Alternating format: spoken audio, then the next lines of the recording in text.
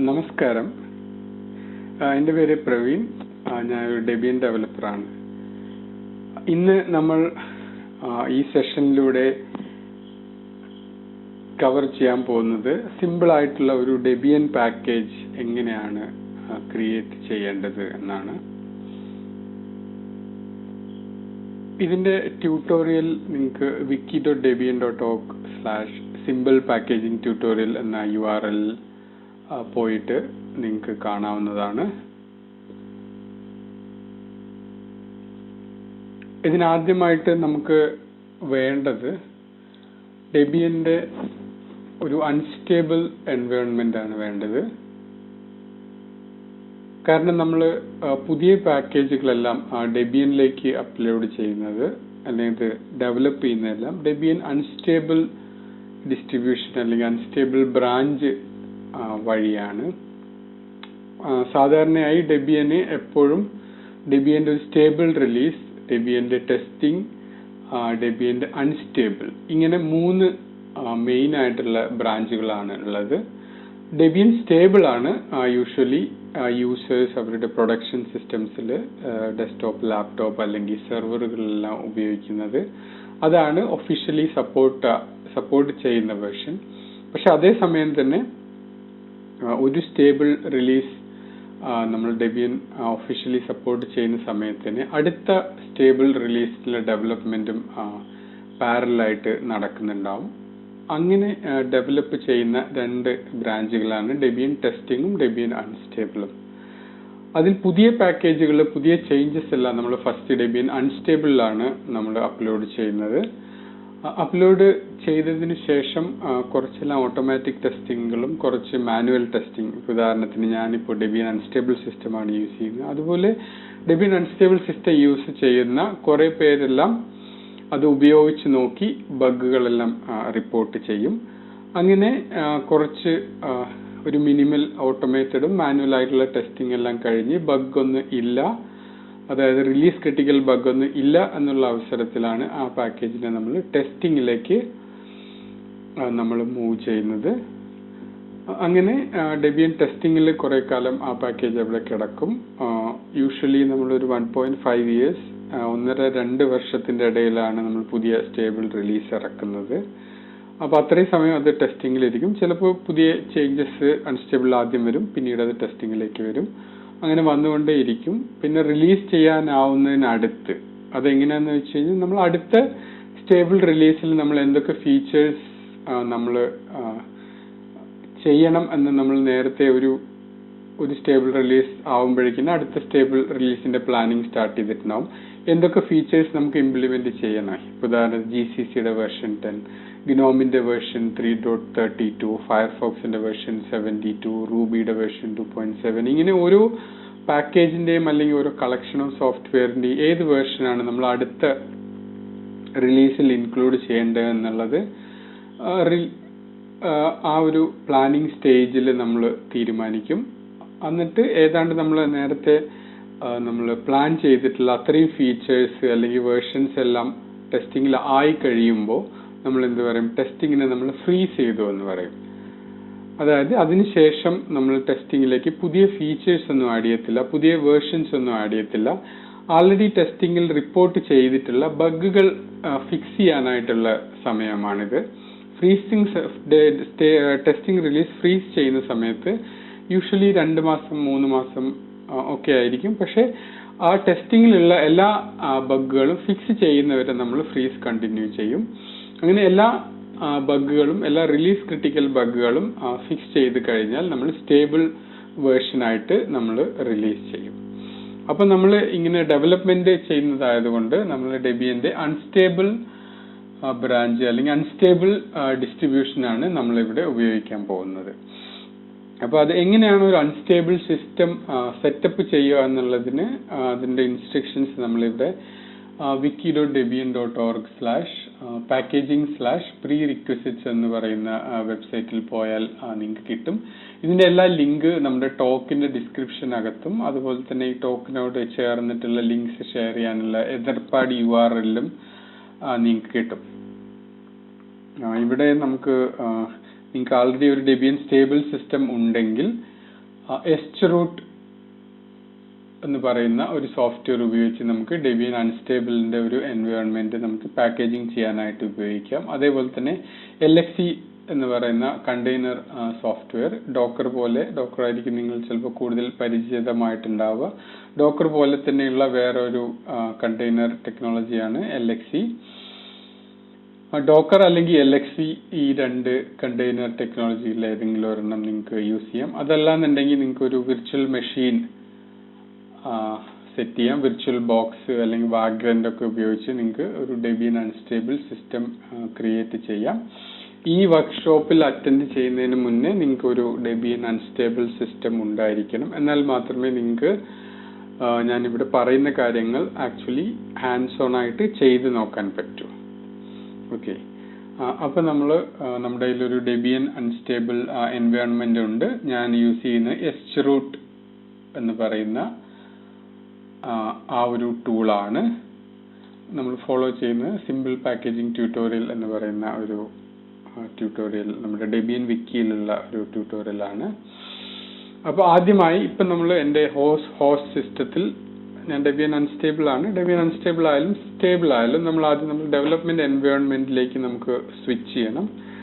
അതിനായിട്ട് നമ്മൾ യൂസ് ചെയ്യുന്നത് കമാൻഡാണ് eschroot -c debian sid.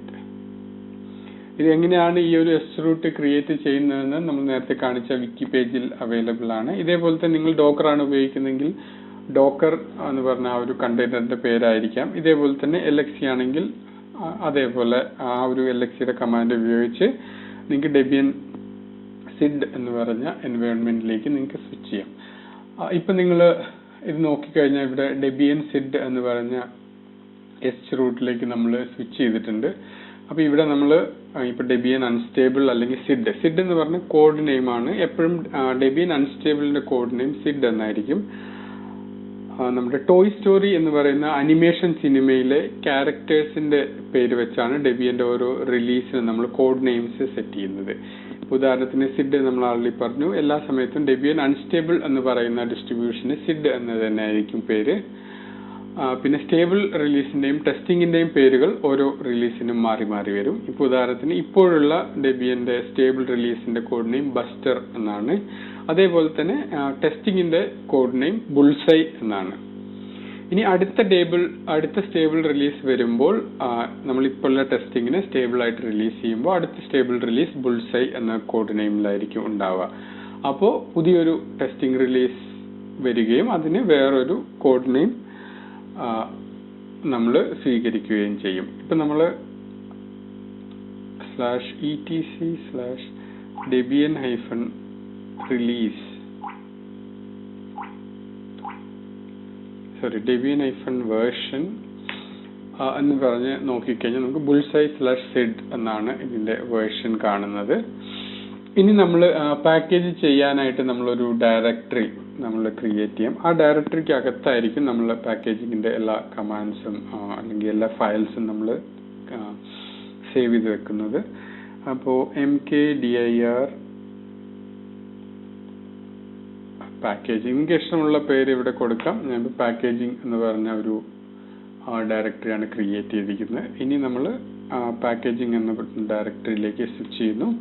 ഇപ്പൊ നമ്മൾ പാക്കേജിംഗ് എന്ന് പറഞ്ഞ ഡയറക്ടറിയിലാണ് നമ്മൾ ഇരിക്കുന്നത്. ഇവിടെയാണ് നമ്മൾ പാക്കേജിംഗ് ചെയ്യാൻ പോകുന്നത്. നമ്മൾ ഇന്ന് പാക്കേജ് ചെയ്യാനായിട്ട് നമ്മൾ എടുക്കുന്നത് ഒരു ജാവാസ്ക്രിപ്റ്റ് അല്ലെങ്കിൽ Node.js അല്ല, ഒരു സിമ്പിൾ ആയിട്ടുള്ള ഒരു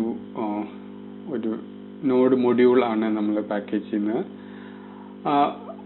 ഒരു സോഫ്റ്റ്വെയർ പാക്കേജ് ചെയ്യാനുള്ള പ്രോസസ്സുകളെല്ലാം സെയിം തന്നെ എന്ന് പറയാം. അതിനകത്ത് ചിലപ്പോൾ ആക്ച്വലി ഡൗൺലോഡ് ചെയ്യുന്ന ലൊക്കേഷൻ, പാക്കേജിന്റെ പേര്, പാക്കേജിന്റെ പ്രോഗ്രാമിംഗ് ലാംഗ്വേജ് ഇതൊക്കെ സ്ലൈറ്റ്ലി ഡിഫറെന്റ് ആയിരിക്കും. പക്ഷേ ഓവറോൾ പ്രോസസ്സ് സെയിം ആയിരിക്കും. അപ്പൊ നമുക്ക് ഫസ്റ്റ് ആയിട്ട് നമ്മൾ പാക്കേജ് ചെയ്യുന്നതിന് മുന്നേ നമുക്ക് ആദ്യമായിട്ട് നമുക്ക് വേണ്ടത് ഈ നമ്മൾ ഏത് സോഫ്റ്റ്വെയർ ആണോ പാക്കേജ് ചെയ്യുന്നത് അതിന്റെ നമുക്ക് വേണ്ട വേർഷൻ, അതിന്റെ സോഴ്സ് കോഡ് നമുക്ക് കിട്ടണം. അപ്പൊ നമ്മൾ സോഴ്സ് കോഡ് കിട്ടാനായിട്ട് നമ്മൾ അതിന്റെ വെബ്സൈറ്റിൽ പോയി നോക്കുന്നു. ഉദാഹരണത്തിന് ഇതൊരു Node.js മൊഡ്യൂൾ ആയതുകൊണ്ട് നമ്മൾ npmjs.com എന്ന് പറഞ്ഞ സൈറ്റിലാണ് നമ്മൾ പോകുന്നത്. അവിടെ npmjs.com/prettyms എന്ന് നേരെ ടൈപ്പ് ചെയ്യാം, അല്ലെങ്കിൽ ഇവിടെ സെർച്ച് ബോക്സിൽ വന്നിട്ട് നിങ്ങൾക്ക് സെർച്ച് ചെയ്യാം ഏതാണ് നോഡ് മൊഡ്യൂളിന്. ഇതേപോലെ തന്നെ റൂബിയുടെ കാര്യത്തിലാണെങ്കിൽ rubygem.org, അല്ലെങ്കിൽ ഏതാണോ സോഫ്റ്റ്വെയർ, ഗ്നോം ആണെങ്കിൽ gnome.org, ഏതാണോ സോഫ്റ്റ്വെയർ ആ സോഫ്റ്റ്വെയറിന്റെ ഹോം പേജിൽ അല്ലെങ്കിൽ അതിന്റെ സോഴ്സ് കോഡ് എവിടെയാണോ, ചിലപ്പോൾ ഗിറ്റ്ഹബിലായിരിക്കും അതിന്റെ റെപ്പോസിറ്ററി, ആ ഒരു ഹോം പേജിൽ നമ്മൾ പോയിട്ട് സോഴ്സ് കോഡ് കണ്ടുപിടിക്കുക. ഇപ്പൊ ഇതിനകത്ത് നമ്മൾ Node.js മൊഡ്യൂൾ ആകുമ്പോൾ അതിന്റെ റൈറ്റ് സൈഡിൽ നമുക്ക് ഹോം പേജ്, റെപ്പോസിറ്ററി, ഈ രണ്ട് ലിങ്കുകൾ നമ്മൾ കാണാം. അപ്പൊ ഇതിൽ റെപ്പോസിറ്ററി എന്ന് പറഞ്ഞ ലിങ്ക് ക്ലിക്ക് ചെയ്യുമ്പോൾ നമുക്ക് അതിന്റെ സോഴ്സ് കോഡ് github.com നമുക്ക് കാണാം. ഇവിടെ സൂം ചെയ്യുന്നു. ഓക്കെ, അപ്പോൾ ഇതുപോലെ ഏത് സോഫ്റ്റ്വെയർ ആണോ നമ്മൾ പാക്കേജ് ചെയ്യാൻ ഉദ്ദേശിക്കുന്നത് അതിന്റെ സോഴ്സ് കോഡ് നമ്മൾ കണ്ടുപിടിക്കണം. ഇപ്പൊ ഇതിനകത്ത് നമ്മൾ synthresaurus/prettyms ഇതാണ് github.com ഇതിന്റെ സോഴ്സ് കോഡ് ഉള്ളത്. നിങ്ങൾക്ക് ഇതിനകത്ത് കാണാം, പല ഫയൽസ് ഇതിനകത്തുണ്ട്. package.json എന്ന് പറഞ്ഞ ഫയലിലാണ് ഈ ഒരു പാക്കേജിനെ പറ്റിയുള്ള മെറ്റാ ഡാറ്റ ഒക്കെ ഉണ്ടാവുക. അതുപോലെ readme.md എന്ന് പറഞ്ഞ് ഇതിന്റെ ചെറിയ ഡോക്യുമെന്റേഷൻ. ഇത് ബേസിക്കലി നമ്മൾ ഇപ്പോ മില്ലി സെക്കൻഡിന് ഇപ്പോ 1337000 എന്ന് പറയുന്ന മില്ലി സെക്കൻഡ് അങ്ങനെ ഒരു ഫോർമാറ്റിൽ നമ്മൾ കൊടുത്തു കഴിഞ്ഞാൽ നമുക്ക് കുറച്ചും കൂടെ മനസ്സിലാവുന്ന അതിന് എത്ര ഇപ്പൊ 15 ദിവസം 11 മണിക്കൂർ 23 മിനിറ്റ് 20 സെക്കൻഡ് ഈ ഒരു ഫോർമാറ്റിലേക്ക് കൺവേർട്ട് ചെയ്ത് കിട്ടും. ഇത്രയും സിമ്പിൾ ആണ് ഈ ഒരു പാക്കേജിന്റെ യൂസ്. എനിക്ക് തോന്നുന്നു ഇത് റോളപ്പ് ഒക്കെ പോലെയുള്ള പാക്കേജുകൾ ബിൽഡ് ചെയ്യാനായിട്ട് എത്ര സമയം എടുത്തു എന്നുള്ളത് കാൽക്കുലേറ്റ് ചെയ്ത് നമുക്ക് ഹ്യൂമൻ റീഡബിൾ ഫോർമാറ്റിൽ നമുക്ക് തരുന്ന ഒരു മൊഡ്യൂളാണ്. അപ്പൊ ഇതിന്റെ മെയിൻ ആയിട്ടുള്ള ഇതിന്റെ സോഫ്റ്റ്വെയർ എന്ന് വെച്ച് കഴിഞ്ഞാൽ index.js എന്ന് പറയുന്ന ഒരു അതാണ് അതിന്റെ ജാവാസ്ക്രിപ്റ്റിന്റെ മെയിൻ ഫയല്. പിന്നെ അത് ടെസ്റ്റ് ചെയ്യാനുള്ള test.js എന്ന് പറഞ്ഞ ഫയലുണ്ട്.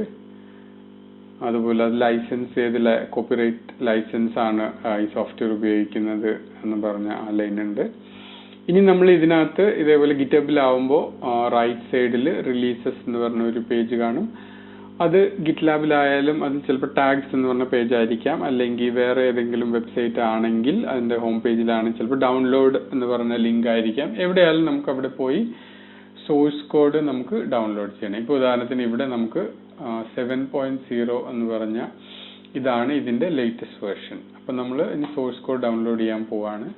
ഇതിനകത്ത് സോഴ്സ് കോഡ് നമ്മൾ tar.gz എന്ന് പറഞ്ഞ ഫോർമാറ്റിലാണ് ഏറ്റവും കോമൺ ആയിട്ട് നമുക്ക് അവൈലബിൾ ആയിട്ടുള്ളത്.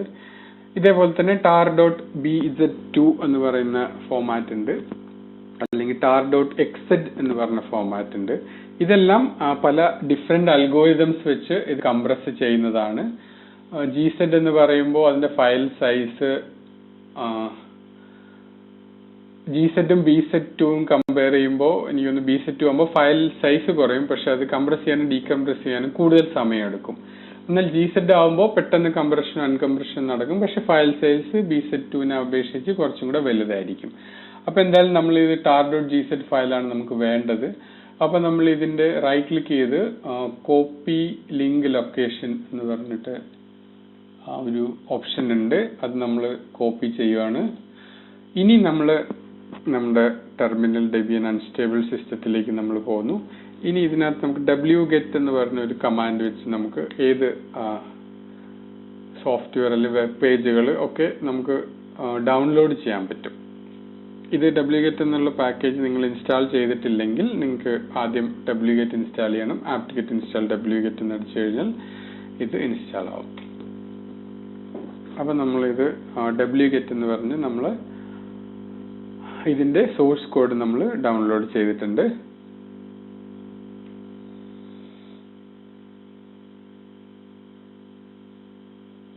ഇത് ഞാൻ സ്ക്രീൻ ഒന്ന് അഡ്ജസ്റ്റ് ചെയ്താൽ കുറച്ചും കൂടെ നന്നായിരിക്കും.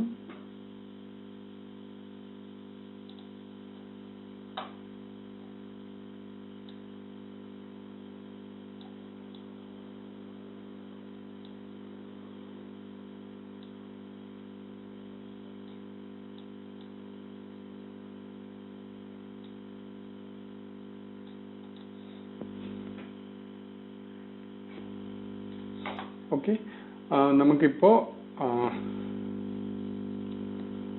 v7.0.0.tar.gz എന്ന് പറഞ്ഞിട്ടുള്ള ഫയല് നമുക്ക് ഇതിന്റെ സോഴ്സ് കോഡ് നമുക്ക് കിട്ടി. ഇനി നമുക്ക് ഇത് ചെയ്യേണ്ടത് എന്താണെന്ന് വെച്ച് കഴിഞ്ഞാൽ, നമ്മൾ ഡെബിയൻ പാക്കേജ് ചെയ്യുമ്പോൾ നമ്മൾ ഒരു പർട്ടിക്കുലർ ഫോർമാറ്റിലാണ് ഡെബിയൻ ടൂൾസ് എല്ലാം ഇത് എക്സ്പെക്ട് ചെയ്യുന്നത്.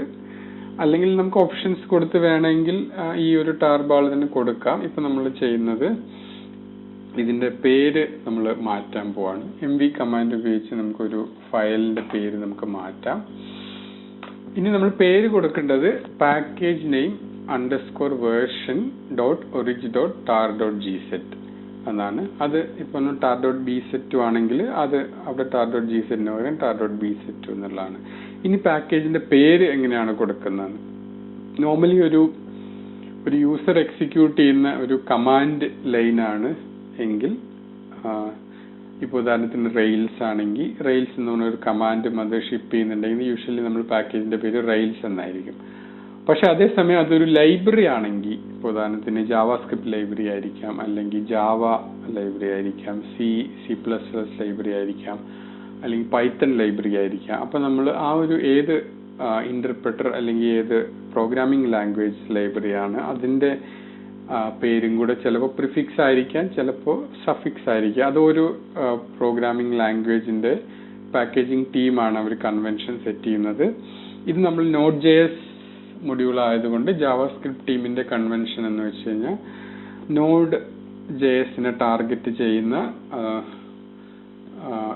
എല്ലാ സോഫ്റ്റ്വെയർസും നോഡ് ഹൈഫൺ എന്ന് പറഞ്ഞിട്ടാണ് സ്റ്റാർട്ട് ചെയ്യേണ്ടത്. അതല്ല ബ്രൗസറിനെ ഡയറക്റ്റ് ടാർഗറ്റ് ചെയ്യുന്ന ജാവാസ്ക്രിപ്റ്റ് ആണെങ്കിൽ libjs ഹൈഫൺ എന്ന് പറഞ്ഞാണ് പാക്കേജിന്റെ പേര് സ്റ്റാർട്ട് ചെയ്യുക. ഇത് ലൈബ്രറീസിന് മാത്രമുള്ള കൺവെൻഷനാണ്. നമ്മളൊരു യൂസർ ഫേസിംഗ് എക്സിക്യൂട്ടബിൾ പ്രോഗ്രാം ആണെങ്കിൽ നമുക്ക് അതിന്റെ പേര് തന്നെ ഡയറക്റ്റ് യൂസ് ചെയ്യാം. ഇപ്പോൾ ഉദാഹരണത്തിന് റെയിൽസ്, വെബ് പാക്ക്, റോളപ്പ് ഇതിനൊക്കെ ആണെങ്കിൽ നമ്മൾ പാക്കേജിന്റെ പേര് റോളപ്പ് തന്നെ ആയിരിക്കും. വെബ് പാക്കിന് വേണമെങ്കിൽ നമുക്ക് വെബ് പാക്ക് തന്നെ കൊടുക്കാം. പക്ഷേ നമ്മൾ യൂഷ്വലി നോഡ് മൊഡ്യൂൾ ആയതുകൊണ്ട് നോഡ് എന്ന് കൊടുക്കും. നോഡ് ഹൈഫൺ നമുക്ക് അതിന്റെ പ്രതി -ms. പിന്നെ വേറൊരു കാര്യം ശ്രദ്ധിക്കാനുള്ളത്, അണ്ടർസ്കോർ അതുപോലെ ക്യാപിറ്റൽ ലെറ്റർ ഇതൊന്നും നമ്മൾ ഡെബിയന്റെ പാക്കേജിന്റെ പേരിൽ നമുക്ക് ഉപയോഗിക്കാൻ പറ്റില്ല. അപ്പോൾ ക്യാപിറ്റൽ ലെറ്റേഴ്സ് ഉണ്ടെങ്കിൽ അതിനെ സ്മാൾ ലെറ്റർ ആയിട്ട് കൺവേർട്ട് ചെയ്യണം. അതേപോലെ അണ്ടർസ്കോർ ഉണ്ടെങ്കിൽ അതിനെ ഹൈഫൺ ആയിട്ട് കൺവേർട്ട് ചെയ്യണം. ഡോട്ട് വേണമെങ്കിൽ യൂസ് ചെയ്യാം, പക്ഷെ എന്നാലും ഹൈഫൺ ആക്കി മാറ്റുന്നതാണ് കൂടുതൽ നോർമലായിട്ട് കണ്ടുവരുന്നത്. ഇനി പാക്കേജിന്റെ പേര് അണ്ടർസ്കോർ വേർഷൻ എന്ന് വെച്ച് കഴിഞ്ഞാൽ നമ്മൾ ഏതാണോ നമ്മളിപ്പോൾ പാക്കേജ് ചെയ്യാൻ പോകുന്ന സോഫ്റ്റ്വെയർ അതിന്റെ വേർഷൻ. ഇവിടെ നമ്മൾ 7.0.0 എന്നുള്ള വേർഷൻ ആണ് നമ്മൾ പാക്കേജ് ചെയ്യുന്നത്. അപ്പൊ നമ്മൾ 7.0.0 .org.tar.gz. ഓക്കെ, നമ്മൾ ഡെബിയൻ പാക്കേജ് ഒക്കെ ക്രിയേറ്റ് ചെയ്യുമ്പോൾ ആ ടൂൾസ് യൂഷ്വലി എക്സ്പെക്ട് ചെയ്യുന്ന ഒരു ഫോർമാറ്റ് ആണ് ഇത്. അതുകൊണ്ടാണ് നമ്മൾ ഇങ്ങനെ ഒരു ഇത് ചെയ്യുന്നത്. നമ്മൾ ഡെബിയനിലേക്ക് അപ്ലോഡ് ചെയ്യുമ്പോഴും ഇതേ ഒരു ഫോർമാറ്റിലാണ് നമ്മൾ അപ്ലോഡ് ചെയ്യേണ്ടത്. അപ്പോൾ നമ്മൾ ആദ്യം ഇതിന്റെ പേര് നമ്മൾ മാറ്റി. ഇനി നമ്മൾ ഇത് ലിസ്റ്റ് ചെയ്യുമ്പോൾ നമുക്ക് കാണാം, നമുക്ക് വേണ്ട ഫോർമാറ്റിലുള്ള നമുക്ക് പേര് കിട്ടിയിട്ടുണ്ട്. ഇനി നമ്മൾ ഈ ടാർ ഫയലിനെ എക്സ്ട്രാക്ട് ചെയ്യണം. അപ്പോൾ എക്സ്ട്രാക്ട് ചെയ്യാനുള്ള command tar -zxvf. Okay, in tar.bz2 ആണെങ്കിൽ എനിക്ക് തോന്നുന്നു സ്മാൾ jxvf ആണെന്ന് തോന്നുന്നു. അത് ക്യാപിറ്റൽ J ആണ് tar.xz ഫയൽ എക്സ്ട്രാക്ട് ചെയ്യാനായിട്ട്. അപ്പോൾ അത് ഏതാണ് നമ്മുടെ ഫോർമാറ്റ്, അതിനനുസരിച്ച് ടാറിന്റെ ഓപ്ഷൻസ് നിങ്ങൾക്ക് നോക്കാം. കൂടുതൽ ടാറിന്റെ ഓപ്ഷൻസ് അറിയാൻ ടാർ കമാൻഡിന്റെ മാൻ പേജ് നിങ്ങൾക്ക് നോക്കാവുന്നതാണ്. മാൻ ടാർ എന്നടിച്ചാൽ അതിന്റെ എല്ലാ ഓപ്ഷൻസ് നിങ്ങൾക്ക് കിട്ടും. ഇപ്പൊ നമ്മൾ ഇത് ഈ കമാൻഡ് അടിച്ചപ്പോൾ തന്നെ നമുക്ക് എക്സ്ട്രാക്ട് ആയി കിട്ടി, പ്രതി -ms 7.0.0. അപ്പൊ ഇതിനകത്ത് ഇങ്ങനെ ഒരു ഫോർമാറ്റിലാണ് നമുക്ക് കിട്ടിയിരിക്കുന്നത്. ഇനി നമുക്ക് ആ ഒരു നമ്മൾ എക്സ്ട്രാക്ട് ചെയ്ത ഡയറക്ടറിയിലേക്ക് നമുക്ക് കടക്കാം. പക്ഷെ അതിന്റെ മുന്നേ തന്നെ നമ്മൾ ഇതിന്റെ ഡയറക്ടറിയുടെ പേരും അതുപോലെ തന്നെ നമ്മൾ ഒന്ന് മാറ്റണം. അത് ചെയ്യാനുള്ള ഫോമാറ്റ് prettyms ഇതിനെ ഇതേപോലെ തന്നെ node ഹൈഫൺ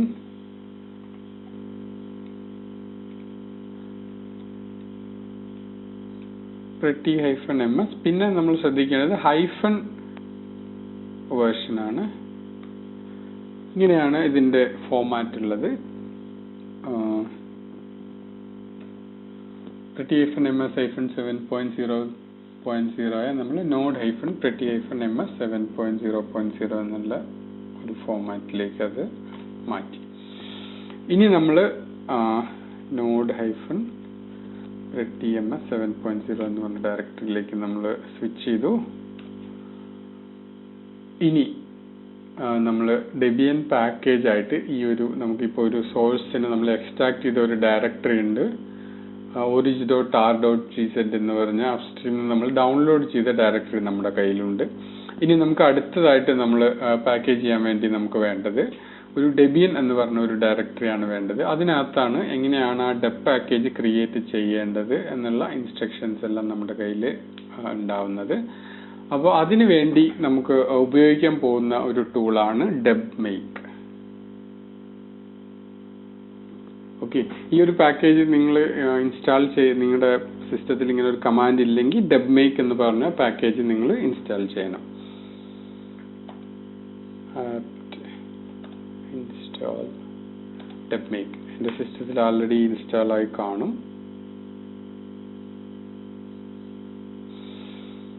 അതുകൊണ്ട് എനിക്ക് ഇൻസ്റ്റാൾ ചെയ്യേണ്ട ആവശ്യമില്ല, നിങ്ങൾക്കത് ഇൻസ്റ്റാൾ ചെയ്യാം.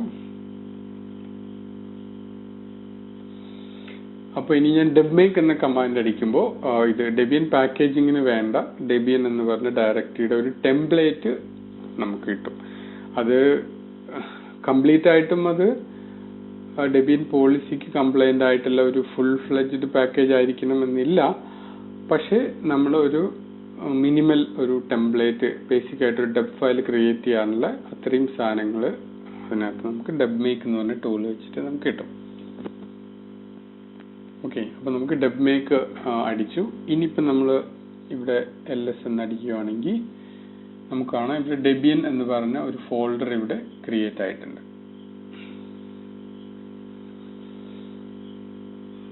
ഓക്കെ, നമ്മൾ ഇനി ഡെബിയൻ എന്ന് പറഞ്ഞ ഡയറക്ടറിക്കകത്ത് കയറിയിട്ട് നമ്മുടെ ls അടിക്കുമ്പോൾ ഇതിനകത്ത് കുറച്ച് ഫയൽസ് എല്ലാം ഇവിടെ കാണാം. ഇപ്പൊ ഇതിൽ കോമൺ ആയിട്ട് നമ്മൾ ഉപയോഗിക്കുന്ന ഒരു ഫയലാണ് ഡെബിയൻ കൺട്രോള്, അതുപോലെ copyright, rules, change log, combat. Patches file എല്ലാ പാക്കേജിലും ഉണ്ടാവണം നിർബന്ധമില്ല. ചില പാക്കേജുകളിൽ ഇപ്പോൾ നമ്മൾ അപ്സ്ട്രീം നമ്മൾ ഡൗൺലോഡ് ചെയ്ത സോഴ്സ് കോഡിൽ ചില ചേഞ്ചസ് നമുക്ക് വരുത്തണമെങ്കിൽ അത് പാച്ച് ഫയലായിട്ടാണ് നമ്മളത് പാക്കേജിനകത്ത് സ്റ്റോർ ചെയ്യുന്നത്. അപ്പോൾ അതിന് വേണ്ടിയിട്ടാണ് പാച്ചസ് എന്ന് പറഞ്ഞ ഡയറക്ടറി. ഇനി നമ്മൾ ഇതിൻ്റെ പാരന്റ് ഡയറക്ടറിയിൽ ഒന്നും കൂടെ ഏതൊക്കെ ഫയൽസ് ഉണ്ടെന്ന് നോക്കിക്കഴിഞ്ഞാൽ നമുക്ക് ആ ഒരു നമ്മൾ എക്സ്ട്രാക്ട് ചെയ്ത ആ ഫോൾഡറും പിന്നെ അതുപോലെ തന്നെ അതിൻ്റെ org.r ഈ രണ്ട് ഫയൽസ് ആണ് നമ്മുടെ പാരന്റ് ഡയറക്ടറി ഉള്ളത്. ഇനി നമ്മൾ അടുത്തായിട്ട് നമ്മൾ ഇതിന്റെ ഒരു സോഴ്സ് പാക്കേജ് ആണ് നമ്മൾ ക്രിയേറ്റ് ചെയ്യാൻ പോകുന്നത്. അപ്പോൾ സോഴ്സ് പാക്കേജ് ക്രിയേറ്റ് ചെയ്യാനുള്ള command tpkg source -b space dot. അപ്പോൾ ഇത് ഇങ്ങനെ ഒരു കമാൻഡ് നിങ്ങൾക്ക് ഇല്ലെങ്കിൽ നിങ്ങൾക്ക് install tpkg-dev എന്ന് പറഞ്ഞ പാക്കേജാണ് നിങ്ങൾ ഇൻസ്റ്റാൾ ചെയ്യേണ്ടത്. അപ്പോൾ അതുപോലെ ഇതുപോലെ എല്ലാ ബേസിക് പാക്കേജ് ബിൽഡ് ചെയ്യാനെല്ലാം നമുക്ക് ആവശ്യമുള്ള ഒരുവിധ എല്ലാ ടൂൾസും നമുക്ക് ഇൻസ്റ്റാൾ ചെയ്യാനായിട്ട് ബിൽഡ് എസെൻഷ്യൽ എന്ന് പറഞ്ഞ പാക്കേജ് ഇൻസ്റ്റാൾ ചെയ്യുകയാണെങ്കിൽ നമുക്ക് കോമൺ ആയിട്ട് പാക്കേജിങ്ങിന് വേണ്ട എല്ലാ ടൂൾസും എല്ലാ പാക്കേജസും അത് ഇൻസ്റ്റാൾ ചെയ്യും. ഓക്കെ, നമ്മുടെ ഇതിൽ already dpkg source command available ആണ്. അപ്പോൾ നമ്മൾ dpkg source -b dot എന്ന് പറഞ്ഞാൽ കറന്റ് ഡയറക്ടറി, നമ്മളിപ്പോൾ ഏത് ഡയറക്ടറിയിലാണോ ഇരിക്കുന്നത് ആ ഡയറക്ടറിയെ സോഴ്സ് പാക്കേജ് ആയിട്ട് കൺവേർട്ട് ചെയ്യാനാണ് നമ്മളിവിടെ പറയുന്നത്. അപ്പം നമ്മൾ നോക്കിക്കഴിഞ്ഞാൽ ഇതിനകത്ത് കാണാം പല ഇൻഫോ ഉണ്ട്. ഇത് യൂസ് ചെയ്യുന്ന സോഴ്സ് ഫോമാറ്റ് 3.0 ക്വിൽറ്റ് എന്ന് പറയുന്ന ഒരു ഫോമാറ്റാണ്. അപ്പോൾ നമ്മുടെ സോഴ്സ് പാക്കേജിന് ഡെബിയന്റെ സോഴ്സ് പാക്കേജിന്റെ ഫോർമാറ്റ് അത് ഇവോൾവ് ചെയ്തിട്ടുണ്ട്. 1.0 2.0 അങ്ങനെ പറഞ്ഞു. 3.0 ക്വിൽറ്റ് എന്ന് പറയുന്ന ഒരു സ്പെസിഫിക് ആയിട്ടുള്ള ഒരു ഫോർമാറ്റാണ് നമ്മളിവിടെ യൂസ് ചെയ്യുന്നത്. പിന്നെ നിങ്ങൾക്ക് കാണാം എക്സിസ്റ്റിംഗ് prettyms 7.0 prettyms 7.0 orig.r എന്ന ഫയൽ അത് യൂസ് ചെയ്യുന്നുണ്ട്. പിന്നെ നമ്മൾ ഡെബിയൻ ഡയറക്ടറി ഡെബ്മേക്ക് നമുക്ക് ക്രിയേറ്റ് ചെയ്ത് കിട്ടിയ ഡെബിയൻ ഡയറക്ടറിയെ ഒരു ടാർ ഫയലായിട്ട് ഇത് കൺവേർട്ട് ചെയ്യുന്നുണ്ട്. നമുക്ക് ഡെബിയൻ ഡയറക്ടറി ജനറേറ്റ് ചെയ്ത് ഡെബ്മേക്ക് എന്ന് പറഞ്ഞ കമാൻഡ് വെച്ചാണ് അതിനെ നമ്മൾ വേറൊരു ടാർ ഫയലായിട്ട് കൺവേർട്ട് ചെയ്യുന്നു. ഇവിടെ ശ്രദ്ധിച്ചു കഴിഞ്ഞാൽ നിങ്ങൾക്ക് കാണാം debian.tar.xz എന്ന് പറയുന്ന ഒരു ഫോമാറ്റ് ആണ്. കാരണം xz എന്ന് പറയുന്ന അൽഗോരിതം നമ്മൾ gz-നെ അപേക്ഷിച്ച് കുറച്ചും കൂടെ എഫിഷ്യന്റ് ആയിട്ടുള്ള ഒരു അൽഗോരിതമാണ്. അതുകൊണ്ട് ഡെബിയനിൽ ഡിഫാൾട്ട് ആയിട്ട് നമ്മൾ xz എന്ന് പറയുന്ന ഫോമാറ്റ് ആണ് യൂസ് ചെയ്യുന്നത്. പിന്നെ വേർഷൻ നിങ്ങൾ ശ്രദ്ധിച്ചു കഴിഞ്ഞാൽ നമ്മൾ നേരത്തെ ഉണ്ടായിരുന്ന വേർഷൻ 7.0.0 എന്നായിരുന്നു. എന്നാൽ നമ്മൾ ഡെബിയനിൽ അത് റിലീസ് ചെയ്യുമ്പോൾ നമ്മളിപ്പോൾ ഈ 7.0 വേർഷൻ തന്നെ നമ്മൾ പലതവണ ചിലപ്പോൾ ഡെബിയനിൽ നമുക്ക് അപ്ഡേറ്റ് ചെയ്യേണ്ടി വരാം. നമ്മൾ ചിലപ്പോൾ ഒരു ബഗ് നമ്മൾ ഫിക്സ് ചെയ്തു, അല്ലെങ്കിൽ നമ്മൾ പാക്കേജിങ്ങിൽ എന്തെങ്കിലും നമ്മൾ നേരത്തെ ചെയ്യാൻ മറന്നുപോയ കാര്യം, അല്ലെങ്കിൽ വേറെ ആൾ ബഗ് റിപ്പോർട്ട് ചെയ്തപ്പോൾ നമ്മൾ അത് ആഡ് ചെയ്തു, അല്ലെങ്കിൽ ഒരു പാച്ച് നമ്മൾ ആഡ് ചെയ്തു. ചിലപ്പോൾ 8.0 റിലീസ് ചെയ്യുന്നതിന് മുന്നേ ആ ഒരു അപ്സ്ട്രീം റിപ്പോസിറ്ററിയിൽ വരുത്തിയിട്ടുള്ള ചേഞ്ച് നമുക്ക് ആൾറെഡി നമ്മുടെ പാക്കേജിൽ ചിലപ്പോൾ അപ്ലൈ ചെയ്യേണ്ടി വരും. അപ്പൊ അങ്ങനെയൊക്കെ ആയാലും നമ്മൾ ഓരോ തവണ ഡെബിയനിൽ ആ പാക്കേജ് നമ്മൾ അപ്ഡേറ്റ് ചെയ്യുമ്പോഴും നമ്മൾ ഈ ഡെബിയൻ റിവിഷൻ നമ്മൾ അത് ഓരോ തവണയും കൂട്ടി വരും. ഇപ്പൊ നമ്മൾ -1 എന്ന് പറഞ്ഞിട്ടാണ് നമ്മൾ സ്റ്റാർട്ട് ചെയ്യുന്നത്. ഇനി രണ്ടാമത്തെ തവണ നമ്മൾ ഡെബിയനിൽ ആ ഒരു വേർഷൻ അപ്ഡേറ്റ് ചെയ്യുകയാണെങ്കിൽ -2 എന്ന് പറഞ്ഞിട്ടായിരിക്കും നമ്മളത് റിലീസ് ചെയ്യുക. അതേപോലെ -2 -3 അത് കഴിഞ്ഞ് ചിലപ്പോൾ ഇനി 7.1.0 എന്ന് പറഞ്ഞ അപ്സ്ട്രീം വേർഷൻ വരികയാണെങ്കിൽ നമ്മൾ പിന്നെ അടുത്ത തവണ 7.1.0-1 പിന്നെ ഒരു അപ്സ്ട്രീം വേർഷൻ വരുമ്പോഴും ആ ഡെബിയൻ റിവിഷൻ നമ്മൾ 1ലേക്ക് റീസെറ്റ് ചെയ്യും. ഓക്കെ, അപ്പൊ നമുക്ക് tar.gz എന്ന ഫയലിൽ കിട്ടി. ഇതെന്ന് വെച്ച് കഴിഞ്ഞാൽ നമ്മൾ നേരത്തെ ഡെബ്മേക്ക് നമുക്ക് ക്രിയേറ്റ് ചെയ്ത് തന്ന ഡെബിയൻ എന്ന ഡയറക്ടറിയെ നമ്മൾ അതിനെ കംപ്രസ് ചെയ്തിട്ടാണ് നമ്മൾ tar.xz എന്ന് പറഞ്ഞ ഫയൽ ഉണ്ടാക്കിയിരിക്കുന്നത്. അതേപോലെ തന്നെ dpkg സോഴ്സ് ഒരു ഫയലും കൂടെ നമുക്ക് അവിടെ ഉണ്ടാക്കിയിട്ടുണ്ട്. അത് നമ്മൾ നോക്കിക്കഴിഞ്ഞാൽ node-pretty-ms_7.0.0-1.dsc എന്ന് പറഞ്ഞ ഫയലാണ്. അത് ഒരു ടെക്സ്റ്റ് ഫയലാണ്. ആ ടെക്സ്റ്റ് ഫയലിൽ നമ്മൾ നേരത്തെ ഡെബിയൻ ഡയറക്ടറി ഓട്ടോമാറ്റിക് ആയിട്ട് നമുക്ക് ഡെബ്മേക്ക് ക്രിയേറ്റ് ചെയ്തിരുന്ന ഡെബിയൻ ഡയറക്ടറിയുടെ അതിന്റെ സമ്മറി, ചില ഫയൽസിന് ചില ഫീൽഡുകൾ അതിനെ എക്സ്ട്രാക്ട് ചെയ്തിട്ട്, അതേപോലെ തന്നെ ഈ രണ്ട് ടാർ ബാറുകളുടെ ചെക്സം എന്ന് വെച്ച് കഴിഞ്ഞാൽ നമ്മളിപ്പോൾ ഈ സോഴ്സ് പാക്കേജ് അപ്ലോഡ് ചെയ്തു, വേറൊരാൾ അതേ സോഴ്സ് പാക്കേജ് ഡൗൺലോഡ് ചെയ്ത് കഴിഞ്ഞാൽ ഈ ടാർ ഫയലുകളിൽ എന്തെങ്കിലും കറപ്റ്റ് ആയിട്ടുണ്ടോ, നമ്മൾ ഡൗൺലോഡിന്റെ ഇടയിൽ കറപ്റ്റ് ആയിട്ടുണ്ടോ, അല്ലെങ്കിൽ ആരെങ്കിലും അത് മോഡിഫൈ ചെയ്തിട്ടുണ്ടോ എന്നൊക്കെ ഇന്റഗ്രിറ്റി ചെക്ക് ചെയ്യാൻ വേണ്ടിയിട്ടാണ് നമ്മൾ ചെക്സംസ് ഉപയോഗിക്കുന്നത്. MD5 SHA1 SHA256 ഇങ്ങനെ പല അൽഗോരിതംസ് ഉപയോഗിച്ചാണ് നമ്മൾ ചെക്സംസ് ജനറേറ്റ് ചെയ്യുന്നത്. ആ ചെക്സം ഉപയോഗിച്ച് ഇപ്പോൾ വേറെ ആൾക്ക് നമ്മുടെ ഈ tar.gz ഡൗൺലോഡ് ചെയ്താൽ അവരും അതേ അൽഗോരിതം ഉപയോഗിച്ച് ഒരു ചെക്സം ജനറേറ്റ് ചെയ്ത് രണ്ട് ചെക്സമുകളും തമ്മിൽ മാച്ച് ആവുന്നുണ്ടെങ്കിൽ നമുക്ക് അറിയാം നമ്മൾ ഇവിടുന്ന് നമ്മുടെ കയ്യിൽ ഉണ്ടായിരുന്ന ഈ ഫയൽ തന്നെയാണ് അപ്പുറത്തെ ആൾക്കും കിട്ടുന്നത്. അത് ഡൗൺലോഡിന്റെ ഇടയിൽ കറക്റ്റ് ആയി പോയിട്ടില്ല എന്നുള്ളത് അറിയാൻ വേണ്ടിയിട്ടാണ് നമ്മൾ ആ ചെക്സംസ് യൂസ് ചെയ്യുന്നത്. ഇനിയിപ്പോൾ നമ്മൾ ആ ഒരു DSC എന്ന് പറഞ്ഞ ഡെബിയൻ സോഴ്സ് പാക്കേജ് അല്ലെങ്കിൽ ഡെബിയൻ ഡിസ്ക്രിപ്ഷൻ എന്നൊക്കെ പറയുന്ന ഒരു ഫയലുണ്ട്. ഈ മൂന്ന് ഫയൽസും orig.tar, debian.tar, DSC ഈ മൂന്ന് ഫയലും കൂടെ ചേർന്നാണ് നമ്മൾ എന്താ പറയുക ഡെബിയൻ സോഴ്സ് പാക്കേജ് എന്ന് നമ്മൾ പറയുന്നത്. ഓക്കെ, ഇനി നമ്മൾ സോഴ്സ് പാക്കേജ് അത് ടെക്സ്റ്റ് ഫയലാണ്. അത് തുറന്നു നോക്കാനായിട്ട് നമുക്ക് ലെസ് കമാൻഡ് യൂസ് ചെയ്യാം. അത് ആ ഫയൽ ജനറേറ്റ് ആയിരിക്കുന്നത് ആക്ച്വലി നമ്മുടെ പാരന്റ് ഡയറക്ടറിയിലാണ്. അത് നമുക്കൊന്നും കൂടെ ലിസ്റ്റ് അടിച്ച് നോക്കാം. ls സ്പേസ് ഡോട്ട് എന്ന് പറയുന്നത് പാരന്റ് ഡയറക്ടറിക്കുള്ള ഒരു ഷോർട്ട് കട്ടാണ്. അപ്പൊ നമ്മൾ പാരന്റ് ഡയറക്ടറിയിൽ എന്താണെന്ന് നോക്കി കഴിഞ്ഞാൽ നമ്മൾ ആദ്യം നമ്മൾ ഡൗൺലോഡ് ചെയ്ത് റീനെയിം ചെയ്ത orig.tar.gz ഉണ്ട്. നമ്മൾ എക്സ്ട്രാക്ട് ചെയ്തെടുത്ത ടാർ ഉപയോഗിച്ച് ആ orig.tar-നെ എക്സ്ട്രാക്ട് ചെയ്ത node.ms 7.0.0 എന്ന് പറഞ്ഞ അതിന്റെ സോഴ്സ് ഡയറക്ടറി ഉണ്ട്.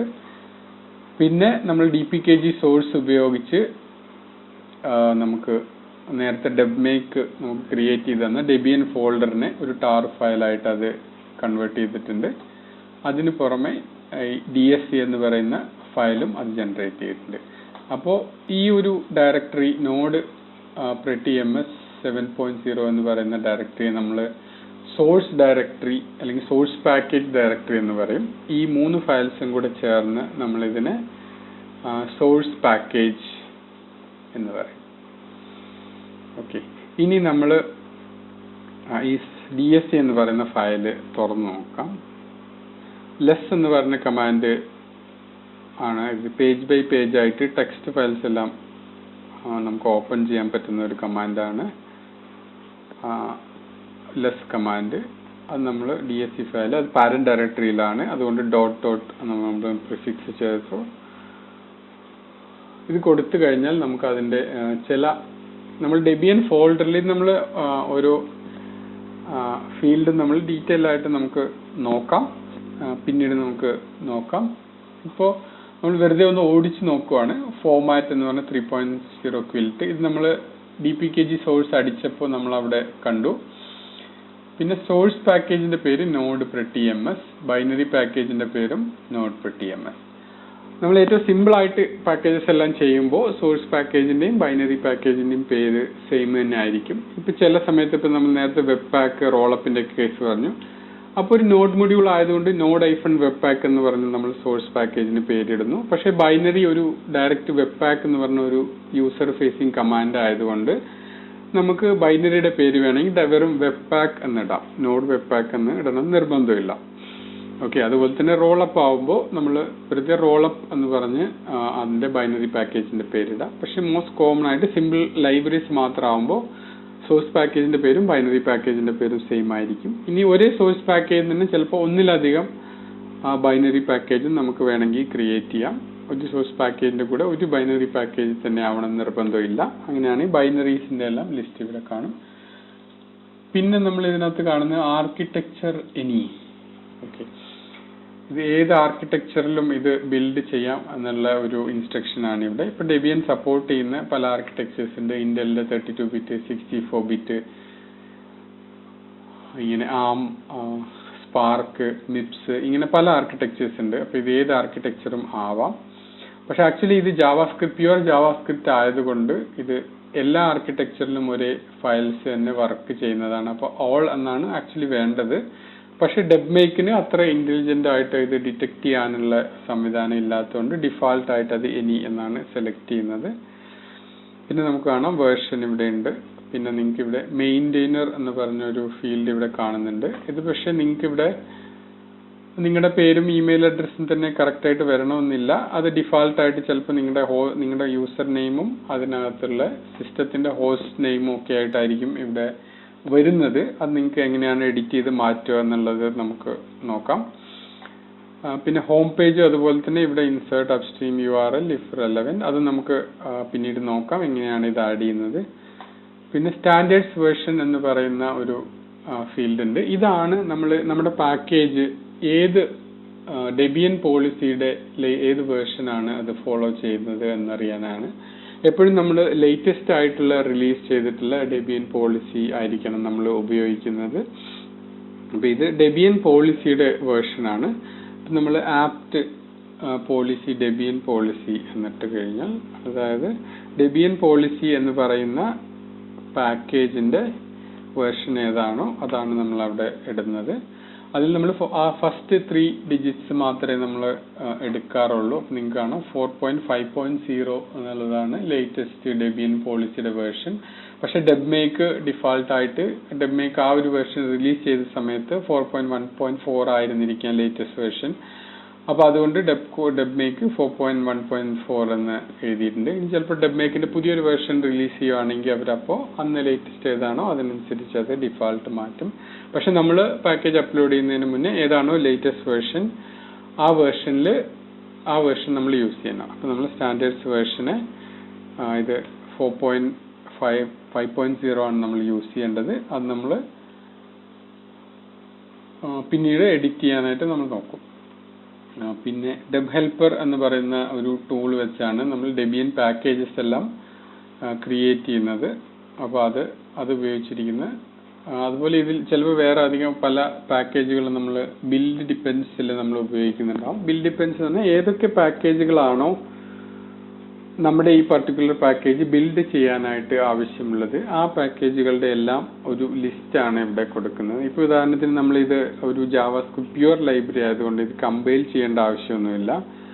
നേരെ മറിച്ച് ഇപ്പോൾ ഈ ഒരു ജാവാസ്ക്രിപ്റ്റ് ഇപ്പോൾ ഒരു എന്താ പറയുക ടൈപ്പ് സ്ക്രിപ്റ്റ് എന്ന് പറയുന്ന ലാംഗ്വേജിൽ എഴുതിയിട്ടുള്ള സോഴ്സ് കോഡ് ആണെങ്കിൽ നമുക്ക് ടൈപ്പ് സ്ക്രിപ്റ്റ് എന്ന് പറഞ്ഞ പാക്കേജ് ഉപയോഗിച്ചിട്ട് വേണം അത് ജാവാസ്ക്രിപ്റ്റിലേക്ക് കൺവേർട്ട് ചെയ്യാൻ.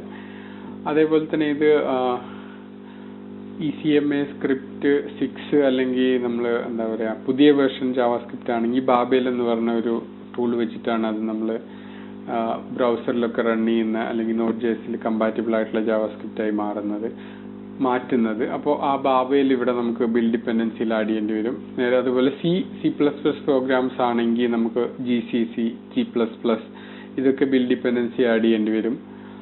പിന്നെ നമ്മളിപ്പോൾ ഗോലാങ് പാക്കേജാണ് നമ്മൾ പാക്കേജ് ചെയ്യുന്നതെങ്കിൽ ഗോലാങ്ങിന്റെ പാക്കേജിന്റെ ഇവിടെ നമ്മൾ ബിൽഡ് ഡിപ്പെൻഡൻസി ആഡ് ചെയ്യേണ്ടി വരും. നമ്മൾ ഏത് സോഫ്റ്റ്വെയർ ആണോ നമ്മൾ പാക്കേജ് ചെയ്യുന്നത് ആ പാക്കേജിന് ആവശ്യമായ ബിൽഡ് ചെയ്യാനായിട്ട് ആവശ്യമായിട്ടുള്ള എല്ലാ സോഫ്റ്റ്വെയർസിന്റെയും ലിസ്റ്റ് നമ്മളിവിടെ ബിൽഡ് ഡിപ്പെൻഡൻസിൽ കൊടുക്കണം. ഇപ്പോൾ ഉദാഹരണത്തിന് CMake ഉപയോഗിക്കുന്ന പാക്കേജ് ആണെങ്കിൽ CMake ഉണ്ടാവുമായിരിക്കും. അതുപോലെ ആൻഡ് ഗ്രേഡിൽ ജാവയൊക്കെ ബിൽഡ് ചെയ്യുന്ന ഗ്രേഡിൽ ഏതാണോ നമ്മൾ സോഫ്റ്റ്വെയർ ബിൽഡ് ചെയ്യാനായിട്ട് ഉപയോഗിക്കുന്നത് അതിന്റെ ഇത് വേണം. പിന്നെ പാക്കേജുകൾ ഇതിനകത്ത് ബൈനറി പാക്കേജ് node.ms ആണുള്ളത്. അതിന്റെ ഈ ഫീച്ചർ ഇത് നമ്മൾ കൺട്രോൾ ഫയലിൽ ഒന്നും കൂടെ നോക്കും. ഈ ഫീൽഡുകളൊക്കെ നമ്മൾ മാറ്റം വരുത്തുമ്പോൾ എങ്ങനെയാണ് വരുന്നത് എന്നുള്ളത് നമുക്ക് നോക്കാം. പിന്നെ നേരത്തെ പറഞ്ഞ പോലെ ചെക്സം അത് പല അൽഗോരിതംസിൽ ഇത് ചെക്സം അവൈലബിൾ ആണ്. നമുക്ക് SHA-1 SHA-256 രണ്ട് അൽഗോരിതംസ് വെച്ച് നമ്മൾ ഈ ചെക്ക് സമ്മുകൾ ഇവിടെ കൊടുക്കുന്നുണ്ട്. അതായത് ഇപ്പൊ നമ്മൾ അപ്ലോഡ് ചെയ്ത് കഴിഞ്ഞാൽ ഇപ്പൊ ഡെബിയന്റെ സെർവറുകളിൽ വെച്ച് നമ്മൾ ഈ സോഴ്സ് പാക്കേജ് അപ്ലോഡ് ചെയ്ത് കഴിഞ്ഞാൽ അവർ അതിനെ ബൈനറി ഡെബ് പാക്കേജ് ക്രിയേറ്റ് ചെയ്യുന്ന സമയത്ത് നമ്മുടെ കയ്യിൽ ഉണ്ടായിരുന്ന സോഴ്സ് പാക്കേജ് തന്നെയാണോ നമ്മൾ അപ്ലോഡ് ചെയ്ത് കറക്റ്റ് ആണോ എന്നൊക്കെ വെരിഫൈ ചെയ്യുന്നത് അവർ ഈ ചെക്സം DSC ഫയലിലെ ചെക്സം ഉപയോഗിച്ച് ഈ org.r-നെ വെരിഫൈ ചെയ്യുന്നത്. അപ്പോൾ അത് നമ്മൾ SHA-1 SHA-256 ഈ രണ്ട് അൽഗോരിതംസ് ഉപയോഗിച്ച് ചെക്സം നമുക്ക് വെരിഫൈ ചെയ്യാം. പിന്നെ ഫയലിന്റെ സൈസ് ആണ് ഇവിടെ കാണിച്ചിരിക്കുന്നത്. ഇത് 6142 KB ആണ് ഇതിന്റെ സൈസ്. പിന്നെ നമ്മൾ ഇത് ആദ്യ ഫയൽസ് എന്ന് പറഞ്ഞാൽ ഇത് MD5 ഫോർമാറ്റില് ഉള്ള ചെക്സം ആണ്. അപ്പോൾ ഇതിനകത്ത് MD5 SHA-1 SHA-256 3 ചെക്സംസ് ഇത് കൊടുത്തിട്ടുണ്ട്. അത് നമുക്ക് വെരിഫൈ ചെയ്യാം.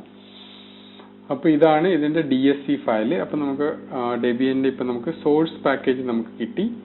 ഈ 3 ഫയൽസും നമുക്ക് കിട്ടി. നമ്മൾ വെറുതെ ഒന്ന് റീക്യാപ്പ് ചെയ്യുവാണെങ്കിൽ നമ്മൾ ഗിറ്റബിന്റെ ആദ്യം നമ്മൾ npmjs.com പോയിട്ടാണ് അതിന്റെ ഹോം പേജ് നോഡ് മൊഡ്യൂളിനെ കണ്ടുപിടിച്ചത്. പിന്നീട് നമ്മൾ അതിന്റെ റെപ്പോസിറ്ററി കണ്ടുപിടിച്ചു. ഗിറ്റബിൽ നമ്മൾ റെപ്പോസിറ്ററി പോയി ഒന്നുകൂടെ നമുക്ക് നോക്കാം. ആദ്യം നമ്മൾ പോയത് അതിന്റെ ഹോം പേജ് കണ്ടുപിടിച്ചു. നോഡ് മൊഡ്യൂൾ ആയതുകൊണ്ട് npmjs ആണ്. റൂബി ആണെങ്കിൽ ചിലപ്പോൾ rubygems.org ആയിരിക്കും. പിന്നീട് നമ്മൾ അതിന്റെ റെപ്പോസിറ്ററിയുടെ അഡ്രസ്സ് കണ്ടുപിടിച്ചു. എന്നിട്ട് നമ്മൾ റെപ്പോസിറ്ററി പോയി ഫയൽസ് ഒക്കെ നോക്കി. ഇനി അതിനകത്ത് നമുക്ക് വേണ്ട സോഴ്സ് സ്റ്റാർ ബാൾ നമുക്ക് റിലീസസ് എന്ന് പറയുന്ന പേജിലാണ് സോഴ്സ് സ്റ്റാർ ബാൾ ഉള്ളത്. നമ്മൾ റിലീസസ് പേജിൽ പോയി എന്നിട്ട് നമുക്ക് വേണ്ട വെർഷൻ ഏതാണോ, ഇപ്പൊ നമ്മൾ ഇതിനകത്ത് പഴയ വെർഷൻസ് എല്ലാം അവൈലബിൾ ഉണ്ട്, പക്ഷെ നമ്മൾ ലേറ്റസ്റ്റ് വെർഷനാണ് നമ്മൾ പാക്കേജ് ചെയ്യാൻ എടുക്കുന്നത്. അപ്പോൾ അതിനകത്ത് നമ്മൾ tar.gz എന്ന് പറയുന്ന ഒരു സോഴ്സ് പാക്കേജിന്റെ ടാർ ബോൾ എന്ന് പറയും, അത് നമ്മൾ ലിങ്ക് നമ്മൾ അതിന്റെ കോപ്പി ചെയ്തു. എന്നിട്ട് നമ്മൾ നമ്മുടെ ഡെബിയൻ അൺസ്റ്റേബിൾ സിസ്റ്റത്തിൽ wget എന്ന് പറഞ്ഞ കമാൻഡ് വെച്ചിട്ട് നമുക്ക് tar.gz കിട്ടി. അതിനുശേഷം tar.gz നമ്മൾ പേര് മാറ്റി, mv കമാൻഡ് ഉപയോഗിച്ചാണ് പേര് മാറ്റിയത്. ഡൗൺലോഡ് ചെയ്ത tar.gz നമ്മൾ ഈ ഒരു ഫോർമാറ്റിലേക്ക് നമ്മൾ കൺവേർട്ട് ചെയ്തു. അതിനുശേഷം നമ്മൾ അത് എക്സ്ട്രാക്ട് ചെയ്യാനായിട്ട് tar-zxvf എന്ന് പറഞ്ഞ കമാൻഡ് ഉപയോഗിച്ച് നമ്മൾ എക്സ്ട്രാക്ട് ചെയ്തു. എക്സ്ട്രാക്ട് ചെയ്ത് കിട്ടിയ ഡയറക്ടറിയുടെയും പേര് നമ്മൾ ഈ ഒരു ഫോർമാറ്റിലേക്ക് മാറ്റി. node-pretms-version ഇതാണ് നമുക്ക് വേണ്ടത്. കിട്ടിയതിന് ശേഷം നമ്മൾ ആ ഡയറക്ടറിയിൽ debmake എന്ന് പറഞ്ഞ കമാൻഡ് അടിച്ചിട്ട് നമ്മൾ ഒരു ഡെബിയൻ ഡയറക്ടറി ക്രിയേറ്റ് ചെയ്തു.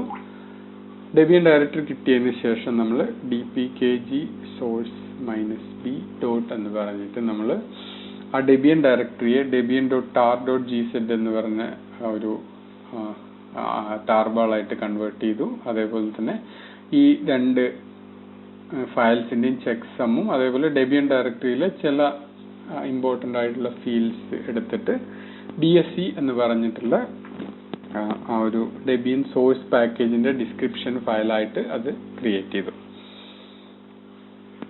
ഇപ്പൊ നമുക്ക് ഡെബിയൻ സോഴ്സ് പാക്കേജ് കിട്ടി. ഇനി നമ്മൾ ഇത് ഡെബിയന്റെ .deb പാക്കേജ് ക്രിയേറ്റ് ചെയ്യാൻ പോവാണ്. dpkg build package എന്ന് പറയുന്ന കമാൻഡ് ഉപയോഗിച്ചാണ് നമ്മൾ ഡെബിയന്റെ ബൈനറി പാക്കേജ് അല്ലെങ്കിൽ .deb എന്ന് പറയുന്ന ആ ഒരു ഫയൽ നമ്മൾ ക്രിയേറ്റ് ചെയ്യാൻ പോകുന്നത്.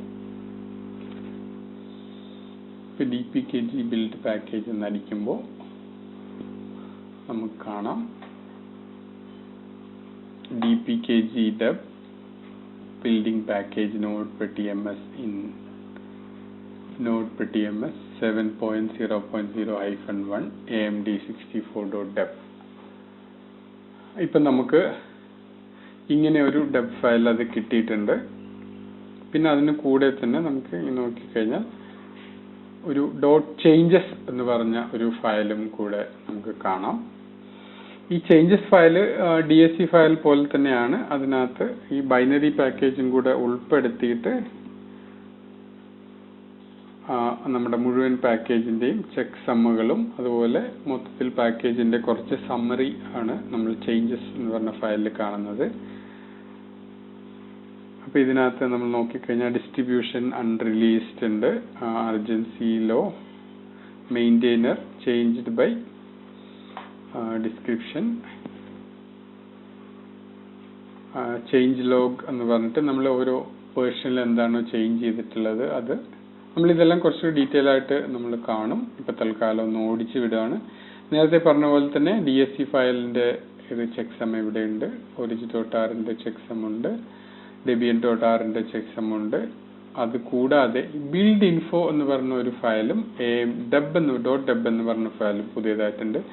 build info എന്ന് പറഞ്ഞ ഫയലിലാണ് ഏതൊക്കെ പാക്കേജസ് ആണ് നമ്മുടെ അതിന്റെ പർട്ടിക്കുലർ വേർഷൻസ് ആണ് നമ്മളിപ്പോ ബിൽഡ് ചെയ്ത സമയത്ത് നമ്മുടെ സിസ്റ്റത്തിൽ ഉണ്ടായിരുന്നത് അല്ലെങ്കിൽ അതിന്റെ ഡിപ്പെൻഡൻസികളെല്ലാം അതിന്റെ എല്ലാം ഇൻഫർമേഷൻ ആണ് build info എന്ന് പറഞ്ഞ ഫയലിലുള്ളത്. ഉദാഹരണത്തിന് build info നോക്കിക്കഴിഞ്ഞാൽ നമുക്ക് കാണാം ഇൻസ്റ്റാൾഡ് ബിൽഡ് ഡിപ്പെൻഡൻസീസ്, ഓട്ടോകോൺഫ്, ഓട്ടോമേക്ക്, ഇതെല്ലാം ഡെബ് ഹെൽപ്പർ എന്ന് പറഞ്ഞ പാക്കേജിന്റെ ഡിപ്പെൻഡൻസി ആണ്. പിന്നെ ജെബിയന്റെ മിനിമൽ ബേസ് സിസ്റ്റത്തിൽ ഉള്ള പാക്കേജുകൾ ഏതൊക്കെയാണ് എന്നുള്ള അതിന്റെ എല്ലാം പർട്ടിക്കുലർ വേർഷൻസ് ഇവിടെ കാണാം.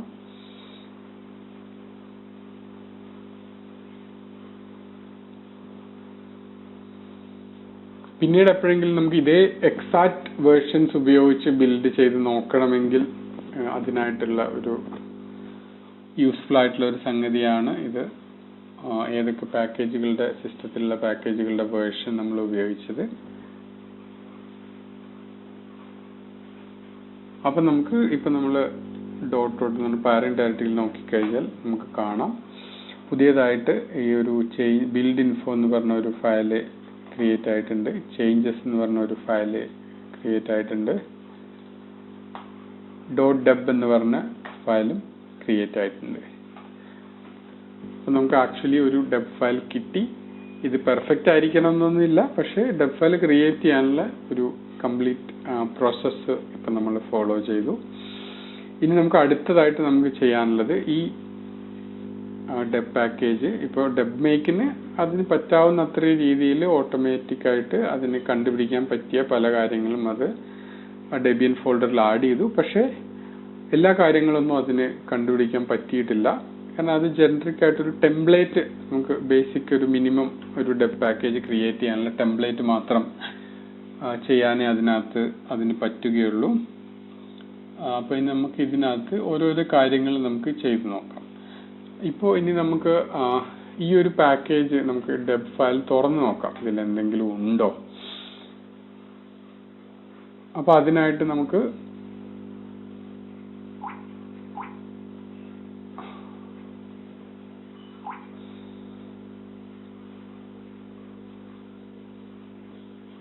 ഇൻസ്റ്റാൾ ചെയ്ത് നോക്കാം.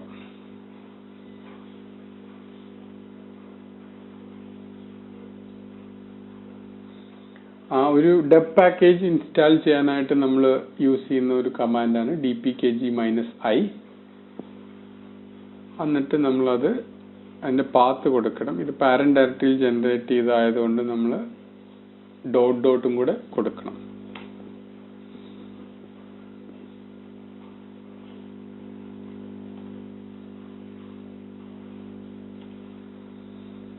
ഇപ്പോൾ പാക്കേജ് ഇൻസ്റ്റാൾ ആയെന്ന് പറയുന്നു.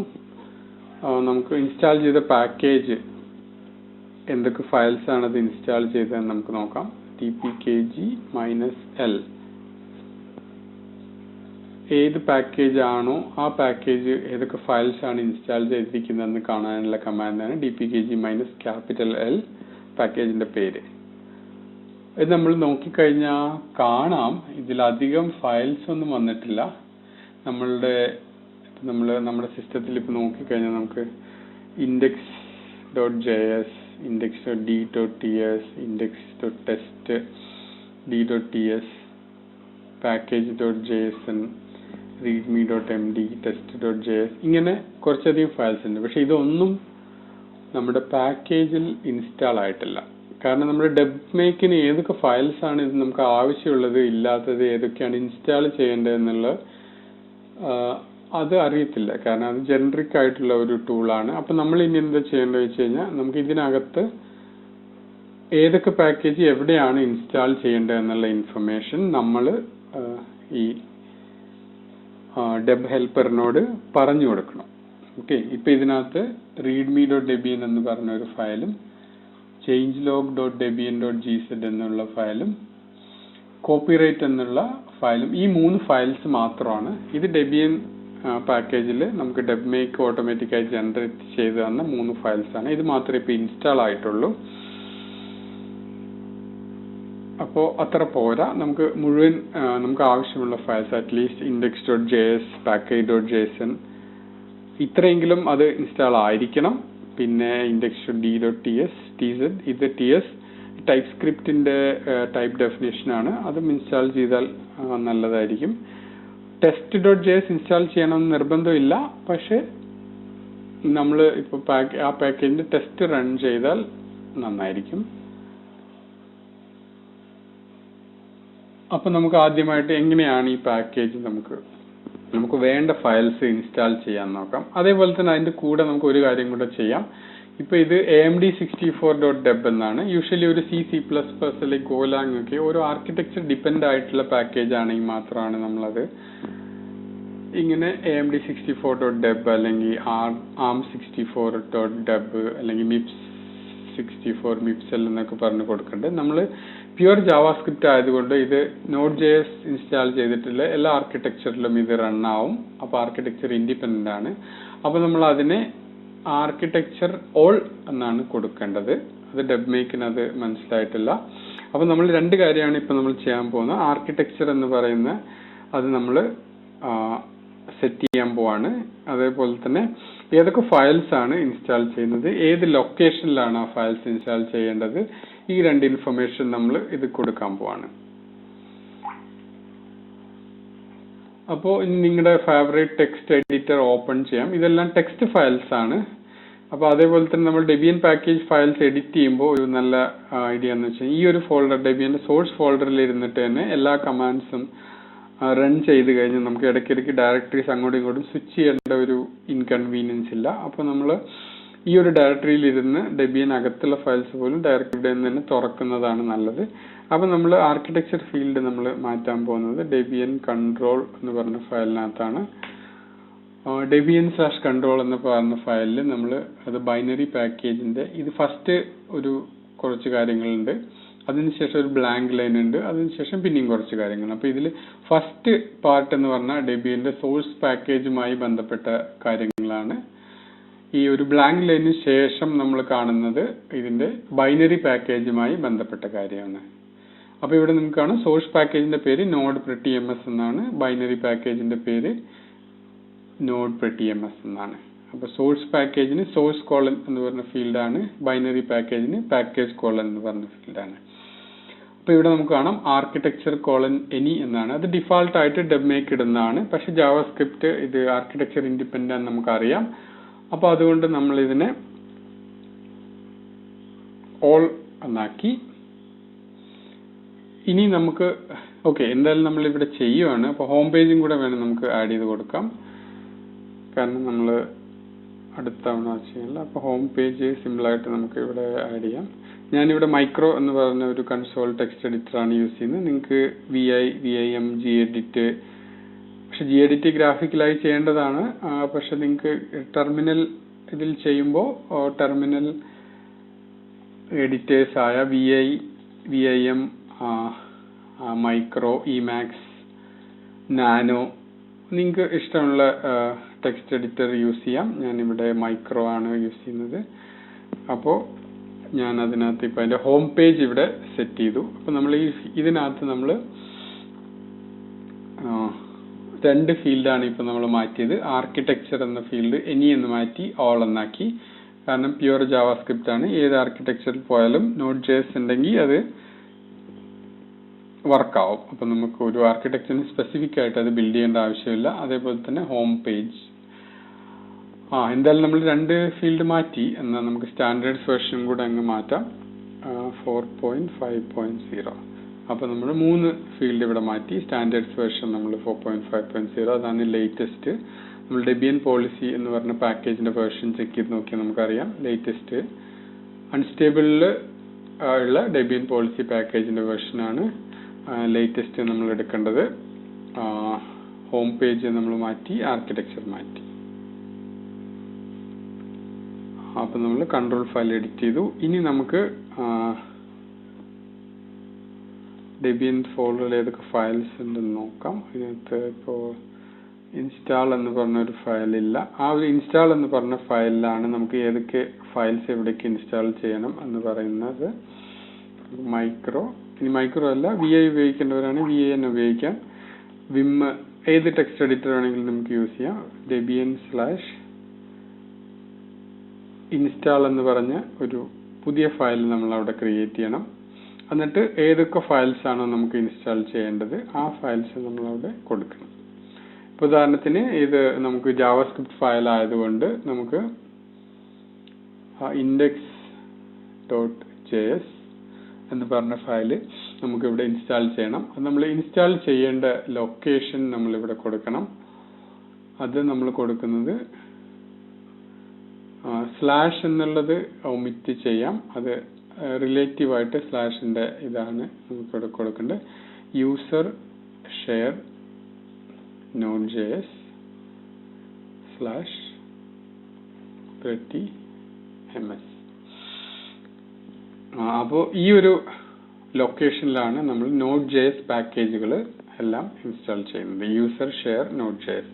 യൂസർ ഷെയർ എന്ന് പറയുന്ന ഡയറക്ടറിയിലാണ് ആർക്കിടെക്ചർ ഇൻഡിപെൻഡന്റ് ആയിട്ടുള്ള എല്ലാ ഫയൽസും ഇൻസ്റ്റാൾ ചെയ്യുന്നത്. Node.jsന്റെ ഓരോ മൊഡ്യൂൾസും നമ്മൾ അതിനകത്ത് Node.js എന്ന് പറഞ്ഞ ഫോൾഡറിലാണ്. പിന്നെ മൊഡ്യൂളിന്റെ പേരാണ് ഇവിടെ കൊടുക്കേണ്ടത്. നമ്മൾ ഡെബിയൻ പാക്കേജിന്റെ പേരല്ല, അവരുടെ അപ്സ്ട്രീം എന്താണോ ആ മൊഡ്യൂളിന് പേര് കൊടുത്തിട്ടുള്ളത് അതേ പേരാണ് നമ്മളിവിടെ യൂസ് ചെയ്യേണ്ടത്. ഇനി നമ്മൾ index.jsന്റെ കൂടെ തന്നെ package.json എന്ന് പറഞ്ഞ ഫയൽ നമുക്ക് ഇൻസ്റ്റാൾ ചെയ്യണം.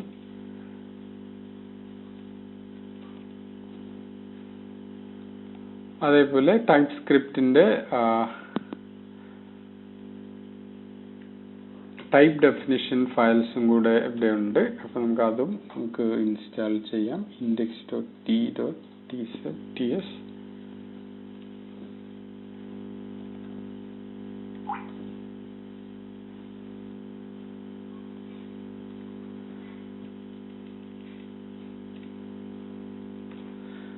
index.d.ts. അപ്പോൾ ഈ 3 ഫയൽസും നമ്മൾ ഇപ്പോൾ ഇൻസ്റ്റാൾ ചെയ്യാൻ പോവാണ്. ഓക്കെ, അപ്പോൾ നമ്മൾ ഇനി ബിൽഡ് ചെയ്യാനുള്ള കമാൻഡ് നേരത്തെ ബിൽഡ് ചെയ്ത അതേ കമാൻഡ് തന്നെയാണ്, dpkg build package. ഇപ്പം നമ്മൾ നോക്കിക്കഴിഞ്ഞാൽ ഡെബ് ഫയലിന്റെ പേര് ഇവിടെ മാറിയിട്ടുണ്ട്, _all.deb എന്നായിട്ടുണ്ട്. കാരണം അത് ആർക്കിടെക്ചർ ഇൻഡിപെൻഡന്റ് ആണ്, അതുകൊണ്ട് all.deb എന്ന് പറഞ്ഞ ഫോമാറ്റിലാണ് കിട്ടിയിട്ടുള്ളത്. ഇനി നമുക്ക് നേരത്തെ നമ്മൾ ഇൻസ്റ്റാൾ ചെയ്ത ഫയൽ പാക്കേജ് റിമൂവ് ചെയ്യാം. dpkg-r എന്ന് പറഞ്ഞ കമാൻഡ് വെച്ചാണ് ഒരു എക്സിസ്റ്റിംഗ് ആൾറെഡി ഇൻസ്റ്റാൾ ചെയ്ത ഒരു പാക്കേജ് നമ്മൾ റിമൂവ് ആവുന്നത്.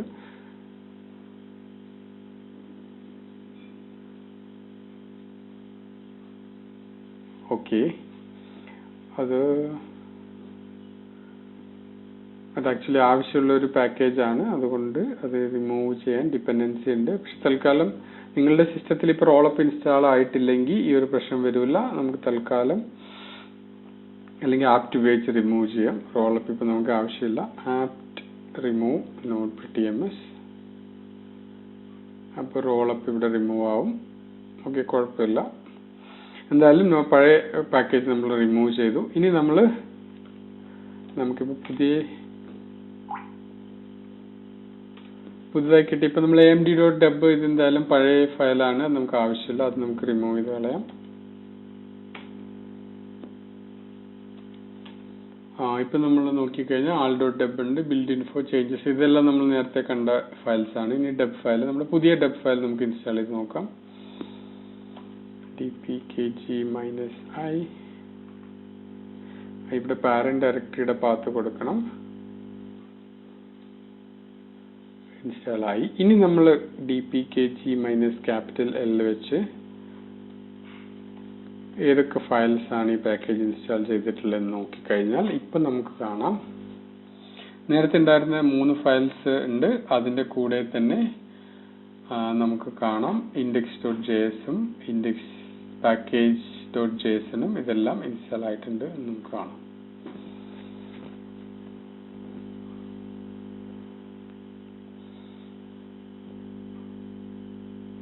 ഓക്കെ, ഇനി നമുക്ക് അടുത്തതായിട്ട് നമ്മളിപ്പോ കോപ്പിറൈറ്റ് ഫയൽ ഫിൽ ചെയ്യാനായിട്ട് നോക്കാം.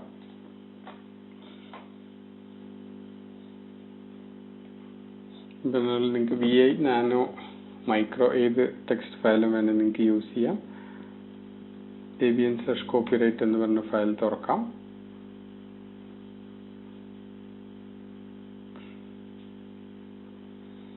അപ്പോൾ ഇതിനകത്ത് ഇങ്ങനെ എല്ലാ ഫയൽസും ഇവിടെ കൊടുത്തിട്ടുണ്ട്. Copyright, no copyright, no licence, no licence. അപ്പോൾ ഇതിനകത്ത് ഫയൽസ് ലൈസൻസ് എന്ന് പറഞ്ഞ ഫയലിൽ സിന്തറോസോറസിന്റെ കോപ്പിറൈറ്റ് ഉണ്ട്.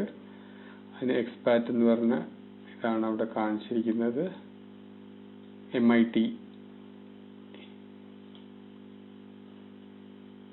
MIT ലൈസൻസിന് പല വേരിയൻസ് ഉണ്ട്. അപ്പോൾ അതിനകത്ത് എക്സ്പാറ്റ് എന്ന് പറഞ്ഞ ലൈസൻസിന്റെ ടെക്സ്റ്റുമായിട്ട് മാച്ച് ചെയ്യുവാണെങ്കിൽ നമ്മൾ MIT ലൈസൻസ് ആണെങ്കിലും എക്സ്പാറ്റ് എന്നാണ് നമ്മൾ കൊടുക്കുന്നത്. അത് സ്പെസിഫിക് ആയിട്ട് നമുക്ക് അറിയാനായിട്ടാണ്. ഉദാഹരണത്തിന് നമ്മൾ ഇപ്പൊ ഇന്ത്യയുടെ ദേശീയ പതാകയിൽ നമ്മൾ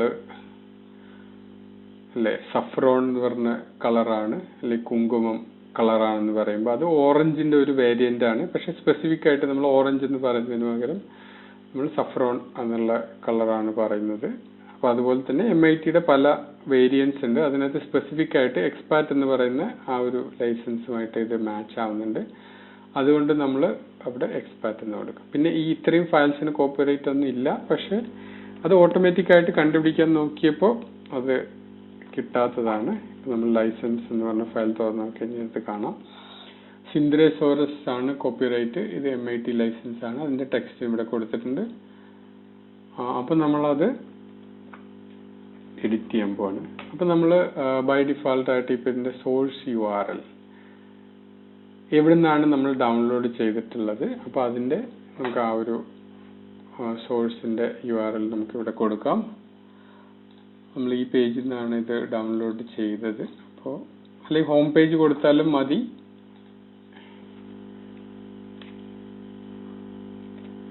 ഓക്കെ, കൊടുത്തു. ഇനി നമ്മൾ ഇവിടെ ഈ ഒരു കമന്റ്സ് എല്ലാം നമുക്ക് റിമൂവ് ചെയ്യാം.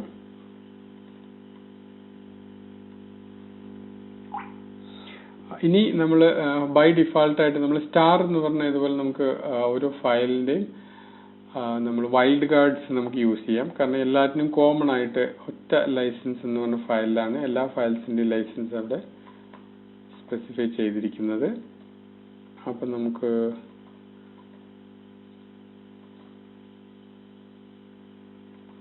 ഫയൽസ് കോളൻ സ്റ്റാർ എന്ന് നമുക്ക് പറയാം.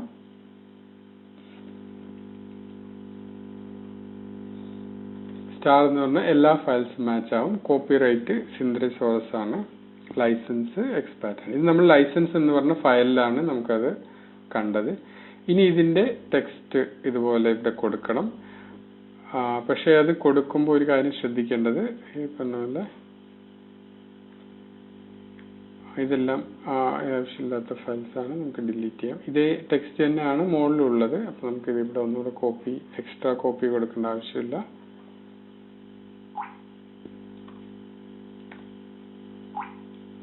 നമുക്ക് എക്സ്പയർ ലൈസൻസിന്റെ ഒരു കോപ്പി നമുക്ക് ആവശ്യമുള്ളൂ. ഇവിടെ നമ്മൾ ഇത് ലൈൻ ബ്രേക്സ് നമ്മൾ എക്സ്ട്രാ 80 ക്യാരക്ടേഴ്സ് മാത്രമേ ഒരു ലൈനിൽ കൊടുക്കാൻ പറ്റുള്ളൂ. അപ്പൊ അത് VAയിൽ അതിനൊരു ഷോർട്ട് കട്ട് GQ എന്ന് പറഞ്ഞ ഒരു ഷോർട്ട് കട്ട് ഉണ്ട്. അത് വെച്ചിട്ട് നമുക്ക് 80 ക്യാരക്ടേഴ്സിൽ ബ്രേക്ക് ചെയ്യാം. പക്ഷേ അതേസമയം നിങ്ങൾ വേറെ ഏതെങ്കിലും ടെക്സ്റ്റ് എഡിറ്റർ ആണ് യൂസ് ചെയ്യുന്നതെങ്കിൽ നിങ്ങൾക്ക് ഓട്ടോമാറ്റിക് ചെയ്യാം, അല്ലെങ്കിൽ മാനുവൽ ആയിട്ടും ഇത് നിങ്ങൾക്ക് ചെയ്യാവുന്നതാണ്. ഇത് VAയിലുള്ള ഒരു ഷോർട്ട് കട്ടാണ് GQ എന്ന് പറഞ്ഞാൽ. അപ്പൊ 80 ക്യാരക്ടേഴ്സ് വെച്ച് അത് ബ്രേക്ക് ചെയ്യും. അതല്ലാന്നുണ്ടെങ്കിൽ നിങ്ങൾക്ക് മാനുവൽ ആയിട്ട് 80 ക്യാരക്ടേഴ്സ് ആവുന്ന അവിടെ അതിന് മാനുവൽ ആയിട്ട് എൻ്റർ അടിക്കുക.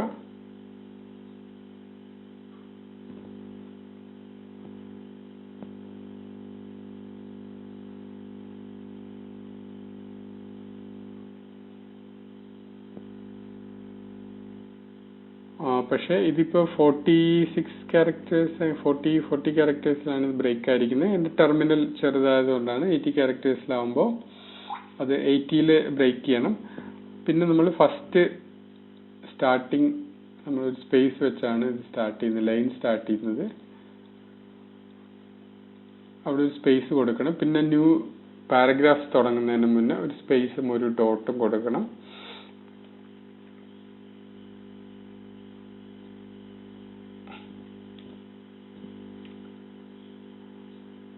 ഇതിപ്പോ എൻ്റെ 47 ക്യാരക്ടേഴ്സ് ആണ്. ടെർമിനലിൽ VAയിൽ ഓട്ടോമാറ്റിക് വന്നാണ്. നിങ്ങൾ ബ്രേക്ക് ചെയ്യേണ്ടത് 80 ക്യാരക്ടേഴ്സിൽ വരുമ്പോഴാണ്. അപ്പൊ നമ്മൾ ലൈസൻസ് ടെക്സ്റ്റ് നമ്മൾ ഫോർമാറ്റ് ചെയ്തു. ഇത് ഫയൽസ് സ്റ്റാർ എന്ന് കൊടുക്കുമ്പോൾ എല്ലാ ഫയൽസും മാച്ചായി.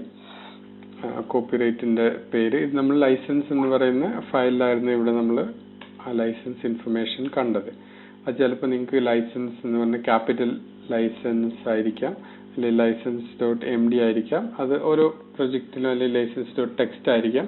ഏതാണോ ലൈസൻസ് ഫയൽ, അല്ലെങ്കിൽ ചിലപ്പോൾ കോപ്പിയിങ് എന്ന് പറഞ്ഞ ഫയലായിരിക്കാം, അല്ലെങ്കിൽ നോട്ടീസ് എന്ന് പറഞ്ഞ ഫയലായിരിക്കാം. അത് നമ്മൾ മാനുവൽ ആയിട്ട് വെരിഫൈ ചെയ്യണം ഏതാണോ നമ്മുടെ പാക്കേജിന്റെ നമ്മുടെ സോഫ്റ്റ്വെയറിന്റെ ലൈസൻസ്. അത് നമ്മളവിടെ സെറ്റ് ചെയ്യണം. ഇപ്പൊ നമ്മൾ കോപ്പിറൈറ്റ് ഫയൽ നമ്മൾ എഡിറ്റ് ചെയ്തു. ഇനി നമുക്ക് ഓരോ തവണ നമ്മൾ ഡെബിയൻ ഫോൾഡറിൽ ഏതെങ്കിലും ഫയൽ നമ്മൾ എഡിറ്റ് ചെയ്യുവാണെങ്കിൽ നമ്മളത് dpkg build package എന്ന് പറഞ്ഞ് അടിക്കുമ്പോൾ മാത്രമേ നമ്മുടെ ആ ഒരു ചേഞ്ചസ് ഫയൽ അല്ലെങ്കിൽ ഡെബ് പാക്കേജ് റീബിൽഡ് ആവത്തുള്ളൂ. ഇനി നമ്മൾ വേറെ ഒരു കമാൻഡ് നമ്മൾ നോക്കാൻ പോകുന്നു. ഇപ്പൊ നമുക്ക് അറിയാവുന്ന ചില കാര്യങ്ങളെല്ലാം നമ്മൾ ഫിക്സ് ചെയ്തു. ഇനി നമുക്ക് ഇത് ഓട്ടോമാറ്റിക് ആയിട്ട് എന്തൊക്കെ പ്രശ്നമുണ്ട് എന്ന് കണ്ടുപിടിച്ച് തരാനുള്ള ഒരു ടൂളാണ് ലിൻഡിയൻ എന്ന് പറഞ്ഞിട്ടുള്ള ഒരു ടൂള്. അതായത് ഡെബിയൻ പോളിസിയിൽ നമ്മൾ ഡെബിയൻ പോളിസിക്ക് അനുസരിച്ച് എല്ലാ കാര്യങ്ങളും നമ്മുടെ പാക്കേജിൽ വന്നിട്ടുണ്ടോ ഇല്ലയോ എന്ന് കണ്ടുപിടിച്ച് തരുന്ന ടൂളാണ് ലിൻഡിയൻ. അത് നിങ്ങൾക്ക് ഇൻസ്റ്റാൾ ചെയ്തിട്ടില്ലെങ്കിൽ ആപ്റ്റ് ഇൻസ്റ്റാൾ ലിൻഡിയൻ എന്ന് പറഞ്ഞാൽ നിങ്ങൾക്ക് അത് ലിൻഡിയൻ ഇൻസ്റ്റാൾ ചെയ്യാം. എൻ്റെ സിസ്റ്റത്തിൽ ആൾറെഡി ലിൻഡിയൻ ഇൻസ്റ്റാൾഡ് ആണ്. നമ്മൾ ലിൻഡിയൻ എന്ന് അടിക്കുമ്പോൾ നമുക്ക് ആ പാക്കേജ് വെരിഫൈ ചെയ്ത് അതിൽ എന്തെങ്കിലും പ്രശ്നമുണ്ടോ എന്നുള്ളത് ലിൻഡിയൻ പറയും. നിങ്ങളുടെ ലിൻഡിയൻ കമാൻഡിൽ ഇത്രയും ഡീറ്റെയിൽഡ് ആയിട്ടുള്ള ഔട്ട്പുട്ട് വരണമെന്നില്ല. അത് എൻ്റെ സിസ്റ്റത്തിൽ ഞാൻ .bashrcയിൽ ഒരു അലിയാസ് സെറ്റ് ചെയ്തിരിക്കുകയാണ്. Lintian is equal to lintian minus IECV pedantic color equal to auto എന്നൊക്കെ. ഇത് കുറച്ചും കൂടെ വളരെ ഡീറ്റെയിൽഡ് ആയിട്ട് ലിൻഡിയൻ ഔട്ട്പുട്ട് കിട്ടാൻ വേണ്ടിയുള്ള ഒരു കമാൻഡാണ്. ഇപ്പൊ ഇത് വിക്കിയിലെല്ലാം നിങ്ങൾക്ക് ഇതിന്റെ ഡോക്യുമെന്റേഷൻ കാണും. അതേപോലെ തന്നെ നമുക്ക് debt email, debt full name ഈ രണ്ട് വേരിയബിൾസ് നമ്മൾ സെറ്റ് ചെയ്യുകയാണെങ്കിൽ ഓട്ടോമാറ്റിക് ആയിട്ട് നമ്മൾ ഡെബ് മേക്ക് എല്ലാം അടിക്കുമ്പോൾ ചേഞ്ച് ലോഗിലും കൺട്രോൾ ഫയലിലെല്ലാം നമ്മുടെ പേരും ഇമെയിലും വരും. അല്ലെങ്കിൽ അത് ബൈ ഡിഫാൾട്ട് ആയിട്ട് നിങ്ങളുടെ യൂസർ നെയിമും മെഷീനിന്റെ പേരും ഒക്കെ ആയിരിക്കും അവിടെ വരുന്നത്. അപ്പൊ അത് നമുക്ക് സെറ്റ് ചെയ്യാനായിട്ടുള്ള ഇതാണ്. നമ്മൾ .bashrc എന്ന് പറഞ്ഞ ഫയലിലാണ് നമ്മളിത് സെറ്റ് ചെയ്യുന്നത്. ഓരോ തവണയും നമ്മുടെ ബാഷ് ഷെല്ല് സ്റ്റാർട്ട് ചെയ്യുമ്പോൾ അത് ഓട്ടോമാറ്റിക് ആയിട്ട് ഇത് സെറ്റ് ചെയ്യും. ഈ വേരിയബിൾസ് എല്ലാം അലിയാസ് എല്ലാം സെറ്റ് ആവും. നിങ്ങൾ ZSH ആണ് യൂസ് ചെയ്യുന്നെങ്കിൽ ഇതുപോലെ തന്നെ ZSHRCയിലാണ് ഇത് സെറ്റ് ചെയ്യേണ്ടത്. ഇപ്പൊ നമ്മൾ ലിൻഡിയൻ അടിച്ചപ്പോൾ നമുക്ക് കുറെ ഔട്ട്പുട്ട് വന്നു. നമുക്ക് ഒന്നുകൂടെ ലിൻഡിയൻ അടിക്കാം. അപ്പൊ നമ്മൾ സ്ക്രോൾ ചെയ്ത് ഏറ്റവും ആദ്യം വന്ന മെസ്സേജ് മുതൽ നമുക്ക് താഴോട്ട് നോക്കാം എന്തൊക്കെയാണ് നമ്മുടെ പാക്കേജിൽ പ്രശ്നം വന്നിട്ടുള്ളത് എന്നുള്ളത് നമുക്ക് കാണാം.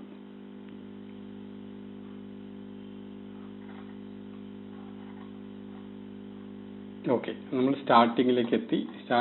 നമ്മൾ ലെഫ്റ്റ് സൈഡിൽ നമ്മൾ എന്ത് ടൈപ്പാണ് ഈ ഒരു ലിൻഡിയൻ പ്രശ്നത്തിന്റെ സിവിയറിറ്റി, എത്ര സീരിയസ് ആയിട്ടുള്ള പ്രശ്നമാണ് എന്ന് നമുക്ക് എന്നു വെച്ച് കഴിഞ്ഞാൽ നോർമൽ മെസ്സേജുകളാണ്. അത് നമുക്ക് അധികം ബോധർ ചെയ്യേണ്ട കാര്യമില്ല. നമ്മളിവിടെ എത്തിയപ്പോൾ ഈ എന്ന് പറഞ്ഞ ലൈൻ സ്റ്റാർട്ട് ചെയ്യുന്ന എറർ കണ്ടു. അപ്പൊ അത് ഈ എന്ന് പറഞ്ഞ എറർ ആണ്. റെഡ് കളറിലാണ് ഈ ടെർമിനലിൽ വന്നിരിക്കുന്നത്. അപ്പോ എന്ന് വെച്ച് കഴിഞ്ഞാൽ ഈ എന്തായാലും നമ്മൾ ഫിക്സ് ചെയ്തിരിക്കണം. ആൾമോസ്റ്റ് എല്ലാ ഈയും കോമൺലി ചിലപ്പോൾ ലിൻഡിയന് തെറ്റി എറർ ആണെന്ന് പറയാം. പക്ഷെ ലിൻഡിയൻ ആൾമോസ്റ്റ് എല്ലാ സമയത്തും മാക്സിമം കേസുകളിലും ലിൻഡിയൻ ആയിരിക്കും ശരി. ചില സമയത്ത് ലിൻഡിയൻ ഓട്ടോമാറ്റിക് ഡിറ്റക്ട് ചെയ്യാൻ പറ്റാത്തപ്പോൾ നമ്മൾ തെറ്റി എറർ കാണിക്കും. അല്ലാത്ത കേസിൽ എന്തായാലും ഈ നമ്മൾ ഫിക്സ് ചെയ്യണം. അപ്പൊ അതിനകത്ത് ലിൻഡിയൻ പറഞ്ഞിരിക്കുന്നത് change log is DHMake template. അത് നമ്മൾ ഡെബ് മേക്ക് റൺ ചെയ്തപ്പോൾ അതിന്റെ ഡിഫാൾട്ട് ടെംപ്ലേറ്റ് ആയിട്ട് #NN എന്ന് പറഞ്ഞിട്ട് ITP നമ്പർ എന്നൊക്കെ പറഞ്ഞിട്ട് ഇവിടെ കാണിച്ചിട്ടുണ്ട്. ഇത് നമ്മൾ എഡിറ്റ് ചെയ്യണം എന്നാണ് ലിൻഡിയൻ നമ്മളോട് പറയുന്നത്. അപ്പൊ നമ്മൾ ചേഞ്ച് ലോഗ് എന്ന് പറഞ്ഞ ഫയലിലാണ്. അപ്പൊ ഇതിനകത്ത് തന്നെ നമ്മൾ ഇതിനകത്ത് ലിൻഡിയൻ കുറച്ചും കൂടെ എളുപ്പമായിട്ട് ഇത് പറയുന്നുണ്ട് ഏത് ഫയലിലാണ് ഈ പ്രശ്നം ഉള്ളത്. അപ്പൊ ചെക്ക് debian/changelog. ഇത് സെവിയറിറ്റി പറഞ്ഞിട്ടുണ്ട്, ഇത് എറർ ആണ്. debian/changelog എന്ന ഫയലിലാണ് ഈ എറർ വന്നിട്ടുള്ളത് എന്ന് പറഞ്ഞു. അപ്പൊ നമുക്ക് എന്ത് ചെയ്യാം, ഈ ഫയൽ എഡിറ്റ് ചെയ്യാം.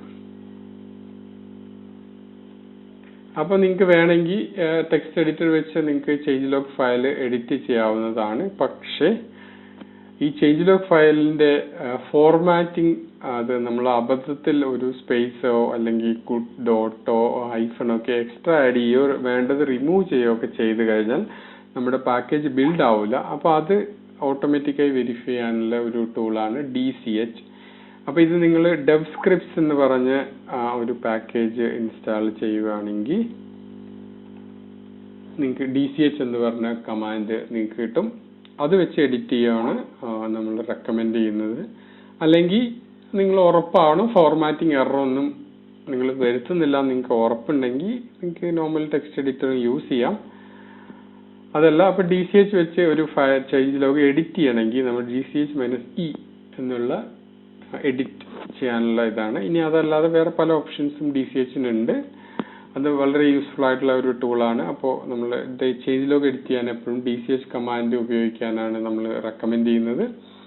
DCH-E എന്ന് പറയുമ്പോൾ നമുക്ക് അതിനകത്ത് കാണാം NNN is the bug number of your ITP. ഇത് നമുക്ക് DevMake നമ്മളെ ഹെൽപ്പ് ചെയ്യാനായിട്ട് ഇവിടെ ഒരു അത് പറഞ്ഞു തന്നിരിക്കുകയാണ്. അത് നമ്മൾ ആക്ച്വലി അപ്ലോഡ് ചെയ്യുമ്പോൾ അതിൻ്റെ ആവശ്യമില്ല. നമ്മൾ ആ ലൈൻ മൊത്തത്തിൽ റിമൂവ് ചെയ്തു. പിന്നെ അതിനകത്ത് പറഞ്ഞിരിക്കുന്ന ക്ലോസസ് #NNN. അതായത് നമ്മൾ ഒരു പുതിയ പാക്കേജ് നമ്മൾ ഇൻട്രൊഡ്യൂസ് ചെയ്യുമ്പോൾ നമ്മളൊരു ITP എന്ന് പറഞ്ഞ ഒരു ബഗ് നമ്മൾ ഫയൽ ചെയ്യണം. ITP എന്ന് വെച്ചാൽ ഇൻറ്റന്റ് ടു പാക്കേജ്. ഇത് നമ്മൾ ചെയ്യുന്നത് എന്തിനാന്ന് വെച്ച് കഴിഞ്ഞാൽ നമ്മളിപ്പോൾ ഒരു പാക്കേജ് നമ്മൾ ഒരു സോഫ്റ്റ്വെയർ നമ്മൾ പാക്കേജ് ചെയ്യാൻ പോവാണ്. ഇപ്പോൾ വേറൊരാളും അതേ സോഫ്റ്റ്വെയർ പാക്കേജ് ചെയ്യാൻ താല്പര്യം കാണിക്കുകയാണെങ്കിൽ നമ്മൾ ഈ ITP ഫയൽ ചെയ്യുമ്പോൾ രണ്ടാമത്തെ ആൾ വരുമ്പോൾ അവിടെ കാണാം ഓക്കെ ഇങ്ങനൊരു പാക്കേജ് വേറൊരാൾ നമ്മൾ വർക്ക് ചെയ്തുകൊണ്ടിരിക്കുകയാണ്. അപ്പം ഡ്യൂപ്ലിക്കേറ്റ് വർക്ക് ചെയ്യേണ്ട കാര്യമില്ല. ചിലപ്പോൾ വലിയ കുറേ സമയമെടുത്ത് പാക്കേജ് ചെയ്യേണ്ടതാണ്. ചിലപ്പോൾ അവർക്ക് രണ്ടുപേർക്കും ഒരുമിച്ച് അത് സ്പ്ലിറ്റ് ചെയ്ത് ഡിവൈഡ് ചെയ്ത് കുറച്ച് ഭാഗം ഇയാളും കുറച്ച് ഭാഗം മറ്റേ ആളും ചെയ്യാൻ പറ്റും. അപ്പോൾ അതുകൊണ്ട് ഏതൊക്കെ പാക്കേജുകളാണ് ഇപ്പോൾ ആൾക്കാർ വർക്ക് ചെയ്തുകൊണ്ടിരിക്കുന്നതെന്ന് അറിയാൻ വേണ്ടിയിട്ട് ഉള്ള ഒരു മെത്തേഡാണ് നമ്മൾ ITP എന്ന് പറയുന്നത്. അപ്പോൾ നിങ്ങൾ എപ്പോഴും പുതിയ പാക്കേജ് ചെയ്യുന്നതിന് മുന്നേ വേറെ ആരെങ്കിലും ആ ഒരു സോഫ്റ്റ്വെയർ പാക്കേജ് ചെയ്യാൻ വേണ്ടി സ്റ്റാർട്ട് ചെയ്തിട്ടുണ്ടോ എന്ന് നമ്മൾ ITP ചെക്ക് ചെയ്യണം. അത് ചെക്ക് ചെയ്യാനായിട്ട് ITP ചെക്ക് ചെയ്യാനായിട്ട് നമുക്ക് ഒരു വെബ്സൈറ്റ് ഉണ്ട്. അത് WNPP.debian.net എന്ന് പറഞ്ഞ ഒരു വെബ്സൈറ്റ് ആണ്. അതല്ലെങ്കിൽ ഈ പറഞ്ഞ പോലെ DevScriptനകത്തും WNPP check എന്ന് പറഞ്ഞ ഒരു കമാൻഡ് ഉണ്ട്. ഇതിലേത് വേണേലും നിങ്ങൾക്ക് യൂസ് ചെയ്യാം. ഇപ്പൊ നമ്മള് prettyms നോഡ് prettyms എന്നും കൊടുക്കാൻ ചിലപ്പോൾ അബദ്ധത്തിൽ prettyms എന്ന് മാത്രമേ കൊടുത്തിട്ടുണ്ടെങ്കിൽ നമുക്ക് അതും കൂടെ മാച്ച് ചെയ്യാൻ വേണ്ടിയിട്ടാണ് നമ്മൾ ചെക്ക് ചെയ്യുന്നത്. WNPP check prettyms.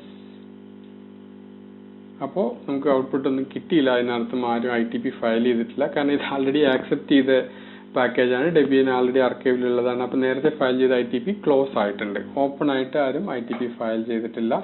ഇനി ഇവിടെയും പോയി കഴിഞ്ഞാൽ നമുക്ക് ITPയും കൂടെ ഇത് സെലക്ട് ചെയ്യാം. കൺട്രോൾ പ്രസ് ചെയ്ത് ITPയും കൂടെ സെലക്ട് ചെയ്ത് ഇവിടെ നമ്മൾ prettyms എന്ന് പറഞ്ഞ് സെർച്ച് ചെയ്യുമ്പോൾ അപ്പോൾ ITP ഒന്നും കാണാനില്ല. അപ്പോൾ അതുകൊണ്ട് വേറെ ആരും ഇപ്പോൾ ഇതിൽ വർക്ക് ചെയ്യുന്നില്ല. ഇതെന്തായാലും ആൾറെഡി പാക്കേജ് ചെയ്താണ്. പക്ഷെ നിങ്ങൾ ഇനി സ്വന്തമായിട്ട് ഇതുവരെ ഡെബിയനിൽ പാക്കേജ് ചെയ്യാത്ത ഒരു സോഫ്റ്റ്വെയർ പാക്കേജ് തുടങ്ങുമ്പോൾ നിങ്ങൾ തീർച്ചയായും ITP ആരെങ്കിലും ഫയൽ ചെയ്തിട്ടുണ്ടോ എന്ന് നിങ്ങൾ നോക്കണം. പിന്നെ നിങ്ങൾ വർക്ക് ചെയ്യുന്നതിന് മുന്നേ അല്ലെങ്കിൽ നിങ്ങൾ കംപ്ലീറ്റ് ചെയ്യുന്നതിന് നിങ്ങളൊരു ITP ഫയൽ ചെയ്യണം.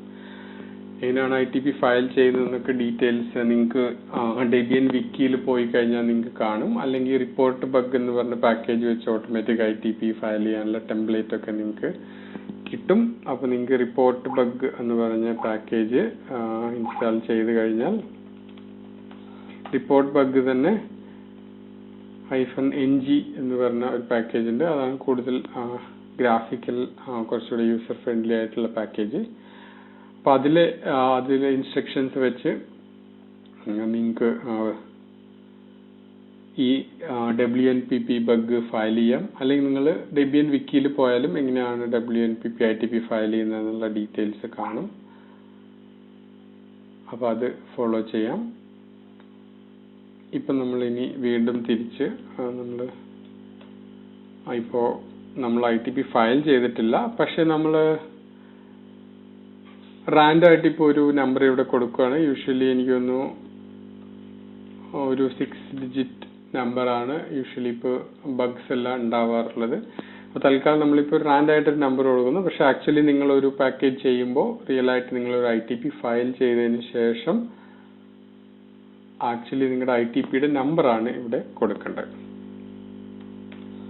അപ്പം നമ്മൾ സേവ് ചെയ്തു. ഇനി നമ്മൾ ഇതൊന്നും കൂടെ ലിൻഡിയൻ അടിക്കുന്നതിന് മുന്നേ ബിൽഡ് ചെയ്യണം. എന്നാൽ മാത്രമേ നമ്മുടെ ചേഞ്ചസ് ഫയലും ഡെബ് ഫയലും എല്ലാം റീക്രിയേറ്റ് ആവും.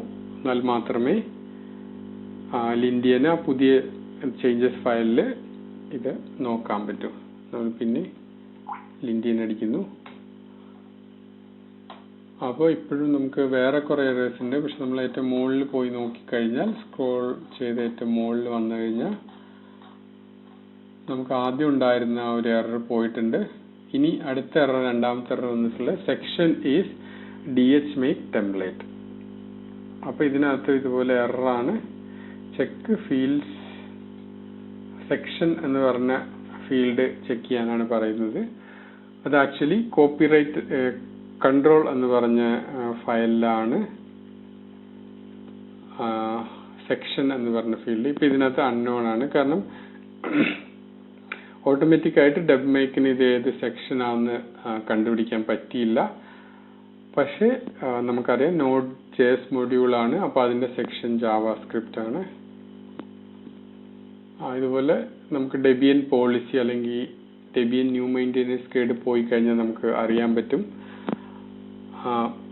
ഏതൊക്കെ സെക്ഷൻസ് ആണ് നമുക്ക് അവൈലബിൾ ആയിട്ടുള്ളത്. അതിനനുസരിച്ച് നമ്മൾ ഏത് ടൈപ്പ് സോഫ്റ്റ്വെയർ ആണോ നമ്മൾ ചെയ്യുന്നത്, അപ്പോൾ അതിനനുസരിച്ച് നമ്മൾ സെക്ഷൻ സെറ്റ് ചെയ്യണം. ഇവിടെ നമ്മൾ ജാവാസ്ക്രിപ്റ്റ് ആയതുകൊണ്ട് നമ്മൾ സെക്ഷൻ ജാവാസ്ക്രിപ്റ്റ് സെറ്റ് ചെയ്തിട്ടുണ്ട്.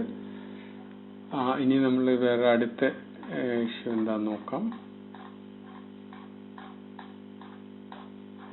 ഒരു ഇഷ്യൂ കൂടെ ഫിക്സ് ചെയ്തിട്ട് വേണം നമുക്ക് ബിൽഡ് ചെയ്തൊന്നുകൂടെ ലിറ്റ് അടിക്കാം. ഇനി അടുത്തത് പറഞ്ഞിട്ടുള്ളത് വാണിംഗ് ആണ്. W എന്ന് പറഞ്ഞ വാണിംഗ് ആണ്. കോപ്പിറൈറ്റ് നോട്ടീസ് ഇല്ല എന്നാണ് ഇതിനകത്ത് പറയുന്നത്.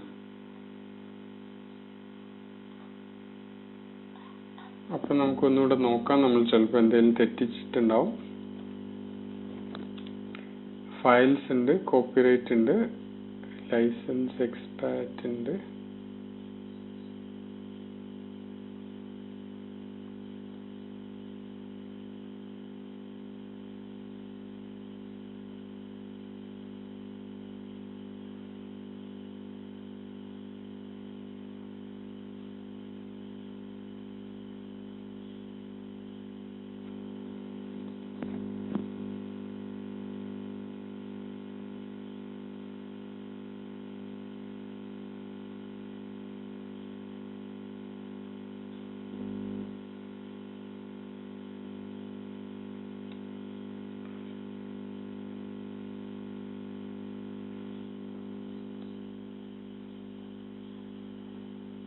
ഇതെന്തുകൊണ്ടാണ് കോപ്പിറൈറ്റ് ഇല്ല എന്ന് പറയുന്നത്? എനിക്ക് തോന്നുന്നു വർഷം സ്പെസിഫൈ ചെയ്യാത്തത് കൊണ്ടായിരിക്കാം അതാവുന്നത്. അപ്പൊ നമ്മുടെ ഇപ്പൊ ഡെബിയൻ ഡയറക്ടറി എന്തായാലും നമ്മൾ ക്രിയേറ്റ് ചെയ്തതാണ്. അപ്പൊ നമ്മുടെ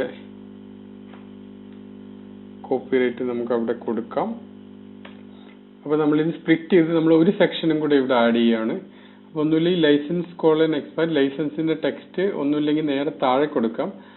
പക്ഷെ ഒന്നിലധികം സെക്ഷൻസ് ഉണ്ടെങ്കിൽ നമുക്ക് ആദ്യം ഒരു സമ്മറി മോഡിൽ എഴുതിയതിനു ശേഷം ഓരോ ലൈസൻസിന്റെ ഫുൾ ടെക്സ്റ്റും താഴെ കൊടുക്കാവുന്നതാണ്. നമ്മൾ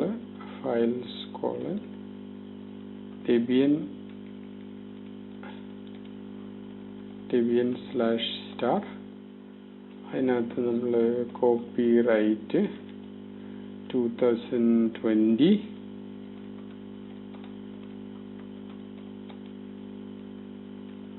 praveen@debian.org license expat. Usually നമ്മൾ upstream ഏത് ലൈസൻസ് ആണോ സെലക്ട് ചെയ്തിരിക്കുന്നത് അതേ ലൈസൻസ് തന്നെയാണ് നമ്മുടെ ഡെബിയൻ ഫോൾഡറിന് നമ്മൾ കൊടുക്കാറ്.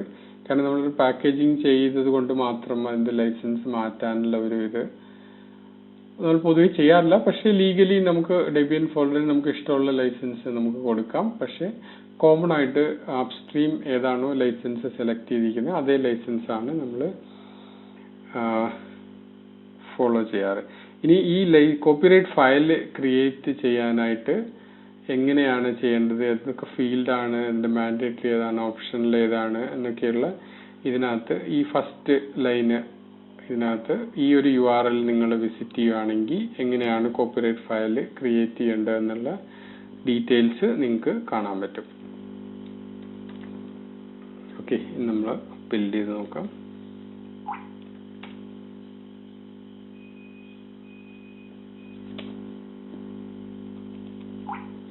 ഇനി നമ്മൾ ലിൻഡിയൻ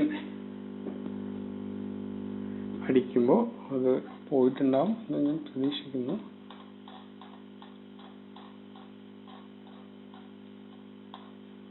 ഓക്കെ, അപ്പോൾ ആ ഒരു വാർണിംഗ് പോയിട്ടുണ്ട്. അപ്പോൾ എനിക്കൊന്ന് ലിൻഡിയൻ ചെക്ക് ചെയ്യുന്നത് ഒരു വർഷം അതിൽ സ്പെസിഫൈ ആയിട്ടുണ്ടോ എന്നാണ് അത് നോക്കുന്നത്. നമ്മൾ 2020 എന്ന് നമ്മൾ ആഡ് ചെയ്തപ്പോൾ അതിന് മനസ്സിലായി ഓക്കെ അപ്പോൾ അത് കോപ്പിറൈറ്റ് ആണ്. ഇപ്പോൾ സിൻഡ്രസോറസ് എന്നുള്ള ലൈനിൽ വർഷം സ്പെസിഫൈ ചെയ്തിട്ടുണ്ടായിരുന്നില്ല. കാരണം ലൈസൻസ് ഫയലിലും ഏത് വർഷമാണ് കോപ്പിറൈറ്റിന്റെ വർഷം അവിടെ സ്പെസിഫൈ ചെയ്തിട്ടില്ല. അപ്പൊ അതുകൊണ്ട് തന്നെ നമ്മൾ അവിടെ വർഷം കൊടുത്തിട്ടില്ല. പക്ഷെ യൂഷ്വലി വേണേൽ നമുക്ക് കമ്മിറ്റ് എല്ലാം നോക്കി എപ്പോഴാണ് ഇത് ഡെവലപ്മെന്റ് തുടങ്ങിയത്, ഗിറ്റബിൽ പോയിട്ട് ഫസ്റ്റ് എപ്പോഴാണ് കമ്മിറ്റ് ചെയ്തത് അത് മുതൽ ലാസ്റ്റ് കമ്മിറ്റ് വരെയുള്ള ഇയേഴ്സ് വേണമെങ്കിൽ നമുക്ക് കൊടുക്കാം. പക്ഷെ ഡെബിയന്റെ ഫോൾഡർ എന്തായാലും നമ്മൾ ഡെബിയൻ ക്രിയേറ്റ് ചെയ്ത് ഈ വർഷം ആയതുകൊണ്ട് 2020 നമുക്ക് അറിയാം. അപ്പൊ അത് കൊടുത്തിട്ടുണ്ട്. അത് ലിൻഡിയൻ അങ്ങനെയാണ് ചെക്ക് ചെയ്യുന്നത്. അതുകൊണ്ടാണ് അത് ലിൻഡിയൻ വാർണിംഗ് കാണിച്ചത്. അത് ഏതാണ്ട് ലിൻഡിയൻ ഉറപ്പില്ലാത്തതുകൊണ്ടാണ് എറർ അല്ല വാർണിംഗ് എന്ന് പറഞ്ഞ് കാണിച്ചത്. ഇനി നമുക്ക് നോക്കാം അടുത്ത ഒരു വാർണിംഗ് ലിൻഡിയൻ പറയുന്നത് എന്താണെന്ന് നോക്കാം. ഓക്കെ, ഇനി പറയുന്ന റീഡ്മി ഡെബിയൻ കണ്ടെയ്ൻസ് ഡെബ്മേക്ക് ടെംപ്ലേറ്റ്. അപ്പൊ readme.debian എന്ന ഫയലിൽ ഓട്ടോമാറ്റിക് ആയിട്ട് അത് debian/readme.debian എന്ന് പറഞ്ഞൊരു ഫയൽ അവിടെ ക്രിയേറ്റ് ആയിട്ടുണ്ട്. അപ്പൊ അത് നമ്മൾ തുറന്നു നോക്കാം. അത് ഇത് എന്താ പറയാ ഓട്ടോമാറ്റിക് ആയിട്ട് ഇത് ജനറേറ്റ് ചെയ്താന്ന് കാണിക്കാൻ വേണ്ടിയിട്ടാണ്. പക്ഷെ നമ്മൾ അതിന് ശേഷം കുറെ മാറ്റങ്ങളെല്ലാം വരുത്തി. അപ്പൊ നമുക്ക് അങ്ങനെ ഒരു ഡെബിയൻ പാക്കേജിന് സ്പെസിഫിക് ആയിട്ട് നമ്മൾ യൂസേഴ്സിന് എന്തെങ്കിലും ഇൻസ്ട്രക്ഷൻസ് ഒക്കെ കൊടുക്കാനുണ്ടെങ്കിൽ നമുക്ക് അവിടെ കൊടുക്കാം. ഇപ്പൊ ഡെബിയൻ പാക്കേജിൽ അപ്സ്ട്രീമിന്റെ ഡിഫാൾട്ട് എന്തെങ്കിലും നമ്മൾ മാറ്റിയിട്ടുണ്ടോ, അല്ലെങ്കിൽ ഡെബിയൻ സ്പെസിഫിക് ആയിട്ട് നമ്മൾ എന്തെങ്കിലും ഫീച്ചർ ആഡ് ചെയ്തിട്ടുണ്ടോ, സെറ്റിംഗ്സ് എന്തെങ്കിലും മാറ്റിയിട്ടുണ്ടോ, ഇങ്ങനെയുള്ള കാര്യങ്ങളെല്ലാം അല്ലെങ്കിൽ അങ്ങനെ ഡെബിയൻ സ്പെസിഫിക് ആയിട്ടുള്ള ഡീറ്റെയിൽസ് നമുക്ക് കൊടുക്കാനുള്ള ഒരു ഫയലാണ് readme.debian. പക്ഷെ ഇവിടെ നമ്മൾ അങ്ങനെ സ്പെസിഫിക് ആയിട്ടൊന്നും കൊടുക്കേണ്ട കാര്യമില്ല. അപ്പൊ നമ്മൾ ആ ഒരു ഫയൽ ഞാൻ ഇപ്പൊ ഡിലീറ്റ് ചെയ്ത് കളയുമ്പോഴാണ് അപ്പോൾ അടുത്ത തവണ ആ ഒരു വാർണിംഗ് ഫിക്സ് ആവും. ഇനി നമുക്ക് ഓക്കെ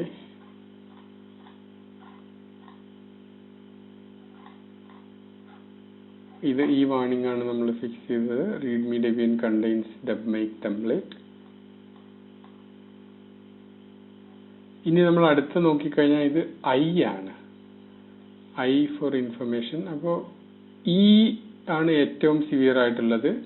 W വാർണിംഗ് പല സമയത്തും W നമ്മൾ എന്തായാലും ഫിക്സ് ചെയ്യണം. ചില സമയത്ത് ചില കേസുകളിൽ നമ്മൾ ചിലപ്പോൾ W ഇഗ്നോർ ചെയ്യും. Iയും പല കേസുകളിലും നമുക്ക് ഇഗ്നോർ ചെയ്യാം. ഇത് പറയുന്നത് ടെസ്റ്റ് സ്യൂട്ട് മിസ്സിംഗ് ആണ്, നമുക്ക് വേണമെങ്കിൽ ഫിക്സ് ചെയ്യാം. പക്ഷെ അത് കുറച്ചും കൂടെ അഡ്വാൻസ്ഡ് സ്റ്റെപ്പ് ആയതുകൊണ്ട് തൽക്കാലം നമ്മളിപ്പോ ടെസ്റ്റ് സ്യൂട്ട് നമ്മളിപ്പോ അത് ഇനേബിൾ ചെയ്യുന്നില്ല. അതേപോലെ തന്നെ GPG സിഗ്നേച്ചർ വേണമെങ്കിൽ ചെക്ക് ചെയ്യാനുള്ള ഓപ്ഷൻ അത് X ആണ്. X എന്ന് അതിലും എന്താ പറയാ സിവിയറിറ്റി കുറവായിട്ടുള്ള ഒരു നോട്ടീസാണ് തരുന്നത്. അത് നമ്മൾ തൽക്കാലം ഇപ്പൊ ഇഗ്നോർ ചെയ്യുന്നു. വേണമെങ്കിൽ നമുക്ക് ഇത് ഡൗൺലോഡ് ചെയ്യുന്ന സമയത്ത് അതിന്റെ GPG സിഗ്നേച്ചർ ഒരു അപ്സ്ട്രീം നമ്മൾ tar.gz ഡൗൺലോഡ് ചെയ്യുന്നത് അവരൊരു GPG സിഗ്നേച്ചർ കൊടുത്തിട്ടുണ്ടെങ്കിൽ ഓട്ടോമാറ്റിക് നമുക്ക് ഡെബിയനിൽ വേണമെങ്കിൽ വെരിഫൈ ചെയ്യാം. അത് നമ്മളൊന്നും കോൺഫിഗർ ചെയ്തിട്ടില്ല എന്നാണ് ഇവിടെ പറയുന്നത്. തൽക്കാലം നമ്മൾ അതും ഇഗ്നോർ ചെയ്യുന്നു, കാരണം പല പ്രൊജക്റ്റുകളും ഇങ്ങനെ ഒരു GPG കീ ഒന്നും കോൺഫിഗർ ചെയ്യാറില്ല. അതുകൊണ്ട് പിന്നെ അടുത്തത് P എന്ന് പറയുന്ന ഒരു സിവിയറിറ്റി പെഡാൻറ്റിക് എന്നാണ്. അത്രയും സ്ട്രിക്റ്റ് ആയിട്ട് നോക്കുകയാണെങ്കിൽ ഇപ്പൊ ഇവർ പറയുന്നത് old debt helper combat version ആണ്. അത് നമുക്ക് വേണമെങ്കിൽ മാറ്റാം. അത് എളുപ്പമായതുകൊണ്ട് നമുക്ക് തൽക്കാലം നമ്മൾ അത് മാറ്റുന്നുണ്ട്. അതേപോലെ വേറൊരു പെഡാൻറ്റിക് മെസ്സേജ് ആണ് റൂൾസ് റിക്വയർസ് റൂട്ട് മിസ്സിംഗ്. അപ്പൊ അതിനകത്ത് നമ്മൾ ചെയ്യേണ്ടത് ഡെബിയൻ കൺട്രോളിൽ നമ്മൾ റൂൾസ് റിക്വയർ റൂട്ട് നോ എന്ന് ആഡ് ചെയ്യാണ് വേണ്ടത്. യൂഷ്വലി നമുക്ക് ബിൽഡ് ചെയ്യാനായിട്ട് റൂട്ട് പ്രിവിലേജ് ആവശ്യമില്ല. ചില സ്പെസിഫിക് എക്സ്ട്രീം കേസുകളിൽ മാത്രമാണ്. എനിക്ക് തോന്നുന്നു കർണൽ മൊഡ്യൂൾസ് കമ്പൈൽ ചെയ്യാനാണോ ഫയൽ സിസ്റ്റത്തിന്റെ പെർമിഷൻസ് മാറ്റാനാണോ അങ്ങനെ എന്തോ ചില എക്സ്ട്രീം കേസുകളിൽ മാത്രമാണ് റൂട്ട് ബിൽഡ് ചെയ്യുന്ന സമയത്ത് ആവശ്യമുള്ളൂ. വളരെ നോർമൽ കോമൺ കേസുകളിലൊന്നും നമുക്കത് ആവശ്യമില്ല. അപ്പൊ നമ്മൾ ഇത് ആഡ് ചെയ്യാൻ പോവാണ്. അപ്പോൾ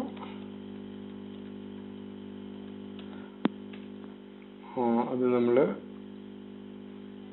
ബൈനറി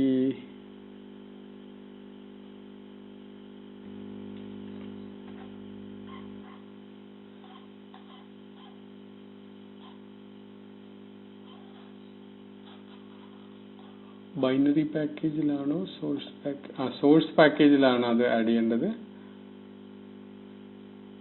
കാരണം ഇവിടെ node.ms സോഴ്സ് എന്നിവിടെ കാണിച്ചിട്ടുണ്ട്. ബൈനറി പാക്കേജിലല്ല.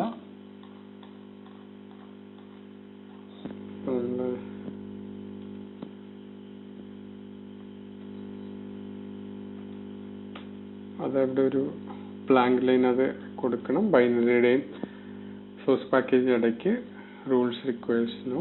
അതേപോലെ തന്നെ നമ്മൾ ഇനി ഡെബ് ഹെൽപ്പർ കമ്പാറ്റ് 11 ഇത്തിരി പഴയതാണ്. അപ്പോൾ ലേറ്റസ്റ്റ് 13 ആണ്. അപ്പോൾ നമ്മൾ 13 കൊടുക്കുവാണ്. അത് നമ്മൾ ഈ പറഞ്ഞ പോലെ ആപ്റ്റ് പോളിസി ഡെബ് ഹെൽപ്പർ എന്ന് പറഞ്ഞു കഴിഞ്ഞാൽ നമുക്ക് കാണാം 13.1 ആണ് ലേറ്റസ്റ്റ് വേർഷൻ. അപ്പോൾ അതുകൊണ്ട് നമ്മൾ 13 കൊടുക്കണം. അപ്പോൾ അതേ കൺട്രോൾ ഫയലിലും അതേപോലെ തന്നെ ഡെബിയൻ കമ്പാറ്റ് എന്ന് പറഞ്ഞ ഫയലിലുമാണ് നമ്മൾ രണ്ട് ഫയലിലും മാറ്റണം.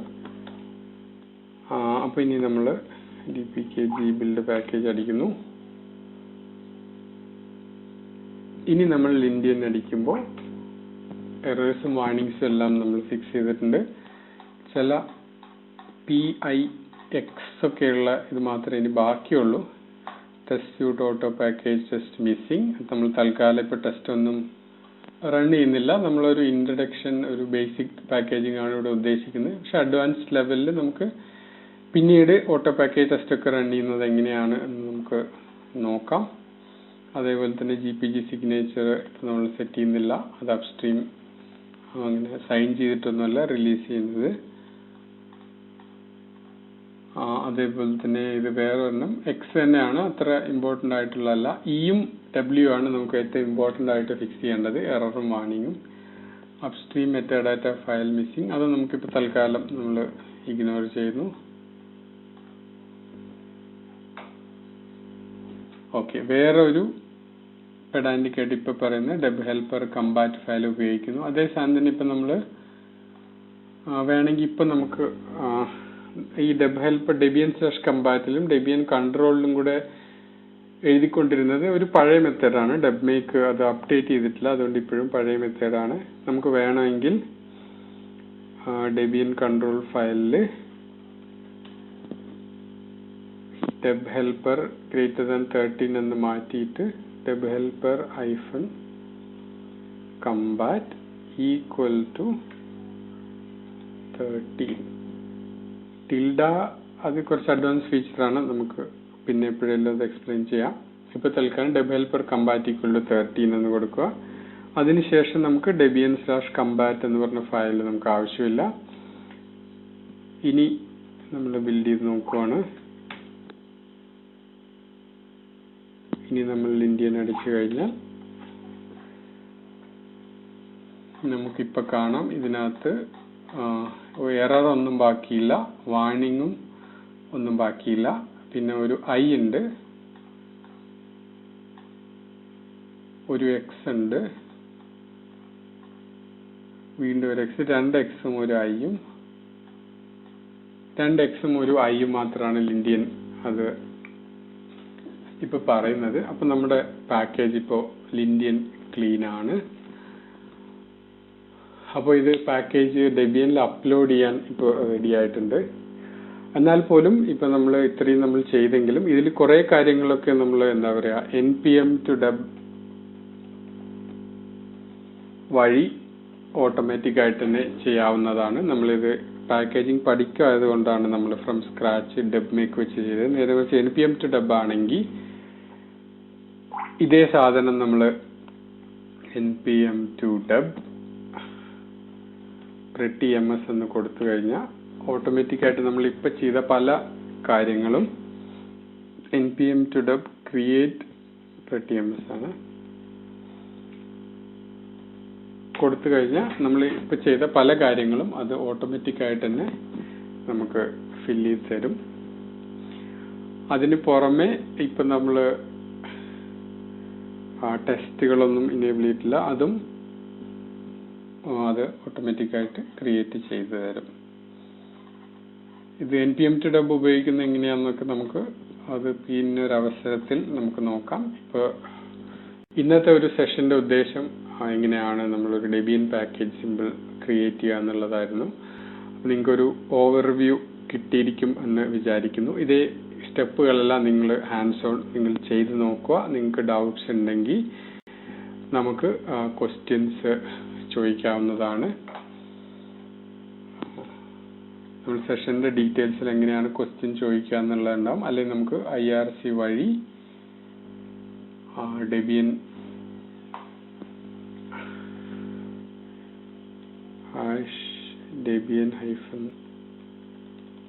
-browserify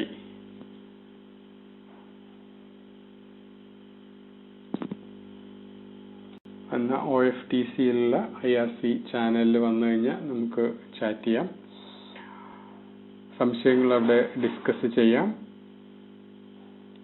അപ്പോൾ ഈ ഒരു പാക്കേജിങ്ങിന്റെ ബേസിക് സെഷൻ ഇവിടെ അവസാനിക്കുകയാണ്.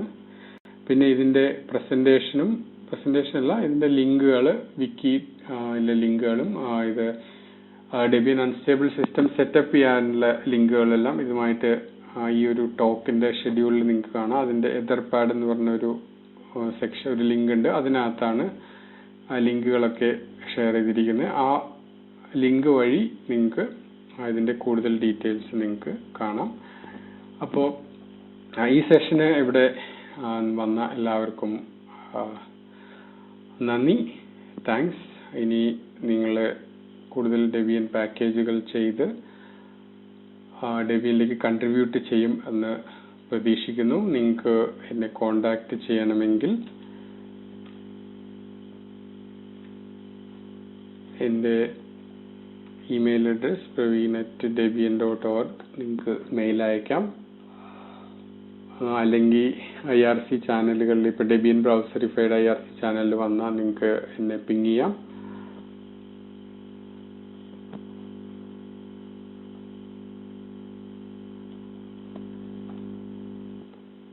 അപ്പോൾ ഇന്നത്തെ സെഷൻ ഇവിടെ അവസാനിക്കുന്നു. താങ്ക്സ്. റെക്കോർഡഡ് വീഡിയോ കഴിയാണ്. ഇതൊരു ലൈവ് വർക്ക്ഷോപ്പ് ആയിട്ട് നടത്താനായിരുന്നു ഉദ്ദേശം. അതുകൊണ്ടാണ് അതിനാവശ്യമായിട്ടുള്ള തയ്യാറെടുപ്പുകൾ എന്തൊക്കെ നടത്തണം എന്നുള്ളതിന്റെ ലിങ്കുകളെല്ലാം ഇതിന് ടോക്ക് ഡിസ്ക്രിപ്ഷന്റെ കൂടെ തന്നെ നൽകിയിരുന്നത്. അപ്പോൾ അതനുസരിച്ച് കുറച്ച് പേര് ഇത് ശ്രമിച്ചു നോക്കുകയുണ്ടായി. അപ്പൊ അതിനോടനുബന്ധിച്ചുണ്ടായ സംശയങ്ങളും കാര്യങ്ങളും ഒക്കെ ഈതർപാഡിലും IRC വഴിയായിട്ടും ഒക്കെ ചോദിച്ചിട്ടുണ്ട്. അപ്പം നമുക്ക് ലഭിച്ച കുറച്ച് ഡൗട്ടുകൾ എന്തൊക്കെയാന്ന് വെച്ച് കഴിഞ്ഞാൽ, പാക്കേജ് ഇൻസ്റ്റാൾ ചെയ്ത സമയത്ത് കുറച്ച് ബഗ്ഗുകൾ ഉണ്ടായിരുന്നു. അപ്പൊ അതിനനുസരിച്ച് അതിന് വേണ്ട പകരം എന്താണ് ചെയ്യേണ്ടത് എന്നുള്ളതും ഈതർപാഡിനകത്ത് ലിങ്ക് കൊടുത്തിട്ടുണ്ട്. അപ്പം ഇതിന്റെ ഒരു ഗുണം എന്ന് വെച്ച് കഴിഞ്ഞാൽ ഇതിന് ആവശ്യമായിട്ട് റെഫറൻസ് ലിങ്കുകളെല്ലാം തന്നെ നമ്മുടെ ഈതർപാഡിന്റെ അകത്ത് അവൈലബിൾ ആണ്. ഈ ഒരു വീഡിയോ റെഫർ ചെയ്തുകൊണ്ട് വേണം നിങ്ങൾക്ക് ഇത് വീണ്ടും ശ്രമിക്കാവുന്നതാണ്. അപ്പോൾ ഇപ്പോൾ ഉള്ള ബഗ്ഗിനെ റിമൂവ് ചെയ്ത് കഴിഞ്ഞാൽ വീണ്ടും ഇത് തന്നെ ശ്രമിക്കാം. അല്ലെങ്കിൽ അതിന് പകരം എന്ത് ചെയ്യണം എന്നുള്ളതും DHMake ഉപയോഗിച്ച് ചെയ്യാമെന്നുള്ളത് ഈതർപാഡ് പറഞ്ഞിട്ടുണ്ട്. കൂടുതൽ കാര്യങ്ങൾ പ്രവീൺ തന്നെ പറയുന്നതായിരിക്കും. അപ്പൊ നിങ്ങൾക്ക് ആർക്കെങ്കിലും ഡൗട്ട് ഉണ്ടെങ്കിൽ അത് ഈതർപാടിന്റെ അകത്തൂടെയോ IRC മുഖേനയോ ചോദിക്കാവുന്നതാണ്. നമ്മളിപ്പോ വർക്ക്ഷോപ്പ് ചെയ്യുന്ന സമയത്ത് തന്നെ നമുക്കൊരു ബഗ് കിട്ടി എന്ന് വെച്ചാൽ, ഞാൻ വീഡിയോ ചെയ്തിരുന്ന സമയത്ത് ഡെബ്മേക്കിന്റെ 4.3.1 വേർഷനിലാണ് ഞാൻ വീഡിയോ ചെയ്തത്. അന്ന് ബഗ് ഉണ്ടായിരുന്നില്ല. അത് കഴിഞ്ഞ് 4.3.2ലാണ് ഈ ബഗ് വന്നത്. ഇത് നമ്മള് ഒരുവിധം ഏത് ഡെമോ കാണിക്കുകയാണെങ്കിലും പ്രസന്റേഷൻ കാണിക്കുകയാണെങ്കിലും ബഗ് വരാന്നുള്ളത് ഒരു കോമൺ സംഗതിയാണ്. അതുപോലെ തന്നെ എന്താ പറയാ, നമ്മള് ചേട്ടൻ ബാവ അനിയൻ ബാവ സിനിമയിലാണെന്ന് തോന്നുന്നു, ഇന്ത്യൻസ് കൊണ്ടുവന്ന് റെക്കോർഡിംഗ് വർക്ക് ചെയ്യുന്നില്ല എന്ന് പറഞ്ഞ പോലെ നമ്മൾ ഡബ് മേക്കൊക്കെ യൂസ് ചെയ്ത് പക്ഷെ ഡബ് ക്രിയേറ്റ് ചെയ്യാൻ പറ്റുന്നില്ല എന്ന് പറയുന്ന പോലെ ആയി. പക്ഷേ ഡബ് മേക്ക് പോലെ തന്നെയുള്ള എനിക്കൊന്ന് ഇതിന് മുന്നേ ഉണ്ടായിരുന്ന സോഫ്റ്റ്വെയർ ആണ് ഇപ്പൊ കൂടുതലായിട്ട് ഡെവലപ്മെന്റ് നടക്കുന്ന ഡബ് മേക്കിലാണെങ്കിലും. DHMakeഉം ഇതേപോലെ തന്നെ എന്താ പറയുക, നമുക്ക് ഡെബിയൻ പാക്കേജിന്റെ ഒരു ടെംപ്ലേറ്റ് ക്രിയേറ്റ് ചെയ്യാൻ വേണ്ടിയുള്ള സോഫ്റ്റ്വെയർ ആണ്. അപ്പൊ നമ്മൾ ഡെബ്മേക്ക് എന്നുള്ള പാക്കേജിന് പകരം നമുക്ക് DH-make എന്ന് പറഞ്ഞ പാക്കേജ് നമുക്ക് യൂസ് ചെയ്യാം. പക്ഷെ അവിടെ കമാൻഡിന്റെ പേരിൽ ഒരു ചെറിയ മാറ്റമുണ്ട്. DH_make എന്ന് പറഞ്ഞ കമാൻഡാണ്. പാക്കേജിന്റെ പേര് DH-make എന്നാണ്. ഇത് ഡെബ്മേക്ക് പോലെ തന്നെ നമ്മൾ റൺ ചെയ്ത് കഴിയുമ്പോൾ നമുക്ക് ഡെബിയൻ ഡയറക്ടറി കിട്ടും. എന്നിട്ട് അതിനകത്ത് ടെംപ്ലേറ്റ് ഫയൽസ് നമുക്ക് കിട്ടും. അത് പിന്നെ ലിൻഡിയൻ റൺ ചെയ്തതിന് ശേഷം നമുക്ക് എന്തൊക്കെയാണോ നമ്മുടെ ഡെബിയൻ ഫോൾഡറിലുള്ള പ്രശ്നങ്ങൾ അത് നമുക്ക് ഓരോന്നോരോന്നായിട്ട് ഫിക്സ് ചെയ്യാം. എനിക്കൊന്ന് ടെംപ്ലേറ്റ് എക്സാക്ട് അതിന്റെ കണ്ടൻസ് ഡെബ്മേക്കും DHMakeഉം തമ്മിൽ ചെറിയ വ്യത്യാസം ഉണ്ടാവും. പക്ഷെ നമ്മൾ ലിൻഡിയൻ അടിച്ചു കഴിഞ്ഞാൽ നമുക്ക് എന്താ പ്രശ്നമെന്ന് നമ്മൾ എന്ത് പ്രശ്നമാണോ നമുക്ക് കാണുന്നത് അത് നമുക്ക് ഫിക്സ് ചെയ്യാം. അതേപോലെ എനിക്ക് തോന്നുന്നു ഇപ്പോൾ അൺസ്റ്റേബിൾ ഡെബിന്റെ ഒരു സ്റ്റേബിൾ ഇൻസ്റ്റലേഷൻ ഉള്ള ആർക്കെങ്കിലും അൺസ്റ്റേബിളിലെ ഡെബ്മേക്കിനാണ് ഈ വിഷയമുള്ളത്. സ്റ്റേബിളിലെ ഡെബ്മേക്കിന് ഈ വിഷയമില്ല. അപ്പം നിങ്ങൾക്ക് സ്റ്റേബിളും കൂടെ, നിങ്ങൾ ഡെബിയൻ സ്റ്റേബിൾ നിങ്ങളുടെ കയ്യിൽ ഉണ്ടെങ്കിൽ നിങ്ങൾക്ക് ഡെബിയൻ സ്റ്റേബിളിൽ ഡെബ്മേക്ക് ഇൻസ്റ്റാൾ ചെയ്തിട്ട് ഈ ട്യൂട്ടോറിയലില് ഈ വർക്ക്ഷോപ്പില് പറഞ്ഞിരിക്കുന്ന സ്റ്റെപ്സ് അതേപടി ഫോളോ ചെയ്യുന്നതാണ്. വേറെ വിഷയങ്ങളൊന്നും ഉണ്ടാകുന്നതല്ല. പിന്നെ ആ സ്റ്റേബിളിലുള്ള വേർഷൻ ഒരു ഇത്തിരി പഴക്കം ചെന്നതാണ്. അതിൻ്റെതായ ചെറിയ പ്രശ്നങ്ങൾ ഉണ്ടെങ്കിലും ലിൻഡിയനിലൂടെ ഒക്കെ നമുക്കത് പരിഹരിക്കാൻ പറ്റുന്നതാണ്. എനിക്ക് തോന്നുന്നു സ്റ്റേബിളിനേക്കാളും നല്ലത് ടെസ്റ്റിംഗിലുള്ള വേർഷൻ ഈ പ്രശ്നമില്ല. അതുകൊണ്ട് ഡെബൂട്ട് സ്ട്രാപ്പിന്റെ സ്റ്റെപ്പിൽ ഡെബൂട്ട് സ്ട്രാപ്പ് സിഡ് എന്നുള്ളതിന് പകരം ഡെബൂട്ട് സ്ട്രാപ്പ് ടെസ്റ്റിംഗ് എന്നോ അല്ലെങ്കിൽ ഡെബൂട്ട് സ്ട്രാപ്പ് ബുൾസൈ എന്നുള്ള കമാൻഡ് അടിച്ചു കഴിഞ്ഞാൽ നിങ്ങൾക്ക് അത് ചെയ്യാം. സിഡ് എന്നുള്ളതിന് പകരം ടെസ്റ്റിംഗ് അല്ലെങ്കിൽ ബുൾസൈ എന്ന് കൊടുത്തു കഴിഞ്ഞാൽ നമുക്ക് ഡെബിയൻ ടെസ്റ്റിംഗിന്റെ വേർഷൻ ഇൻസ്റ്റാൾ ചെയ്യാം. നമ്മളെപ്പോഴും ഡെബിയൻ സിഡ് അല്ലെങ്കിൽ അൺസ്റ്റേബിൾ വേണമെന്ന് പറയുന്നത് ഏറ്റവും ലേറ്റസ്റ്റ് ആയിട്ടുള്ള വേർഷൻസ് കിട്ടാൻ വേണ്ടിയിട്ടുള്ളതാണ്. അപ്പോ സിഡിന്റെ അതേപോലെ അതിന് വേറൊരു സൈഡ് എഫക്ട് തന്നെയാണ്. ലേറ്റസ്റ്റ് വേർഷൻ ആകുമ്പോൾ ചിലപ്പോൾ ബഗ്സ് ഉണ്ടാവും. അത് നമ്മൾ ഫിക്സ് ചെയ്തതിന് ശേഷമാണ് അടുത്ത ടെസ്റ്റിംഗിലേക്ക് സ്റ്റേബിളിലേക്കും വരുന്നത്. അപ്പോൾ ലേറ്റസ്റ്റ് ഫീച്ചേഴ്സ് കിട്ടുന്നതിനോ പോലെ തന്നെ ലേറ്റസ്റ്റ് ബഗും നമുക്ക് കിട്ടും. അത് അൺസ്റ്റേബിളിന്റെ ഒരു ഭാഗമാണ്.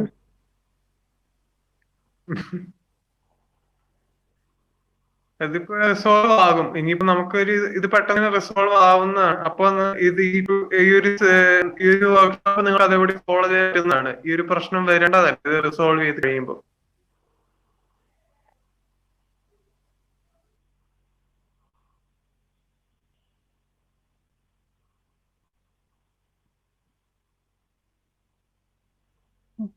പുതിയതായിട്ട് സംശയങ്ങളൊന്നും വന്നിട്ടില്ല.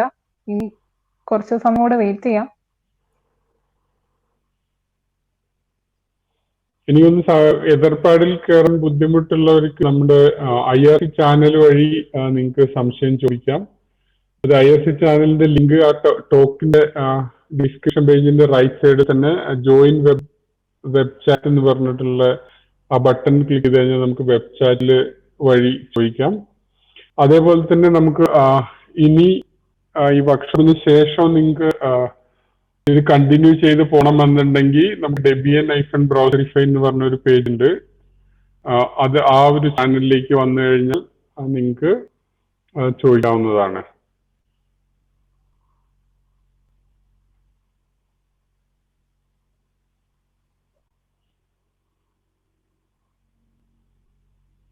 നമുക്ക് കുറച്ചുകൂടെ സമയമുള്ള സ്ഥിതിക്ക് വേണേൽ അബ്രഹാം രാജിക്ക് പാക്കേജിങ് തുടക്കത്തില് വന്ന ചില സംശയങ്ങളോ ചില കാര്യങ്ങളോ ഒക്കെ വേണമെങ്കിൽ ഒന്ന് ഷെയർ ചെയ്യാം.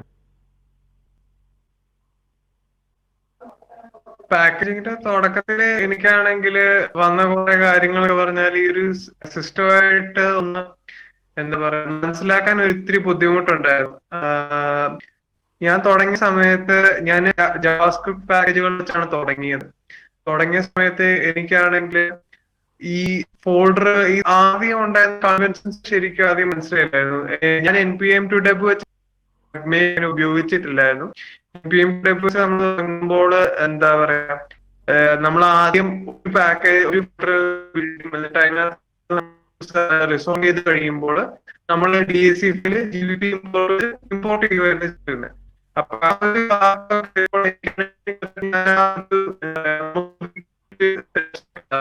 Abraham was a breakup.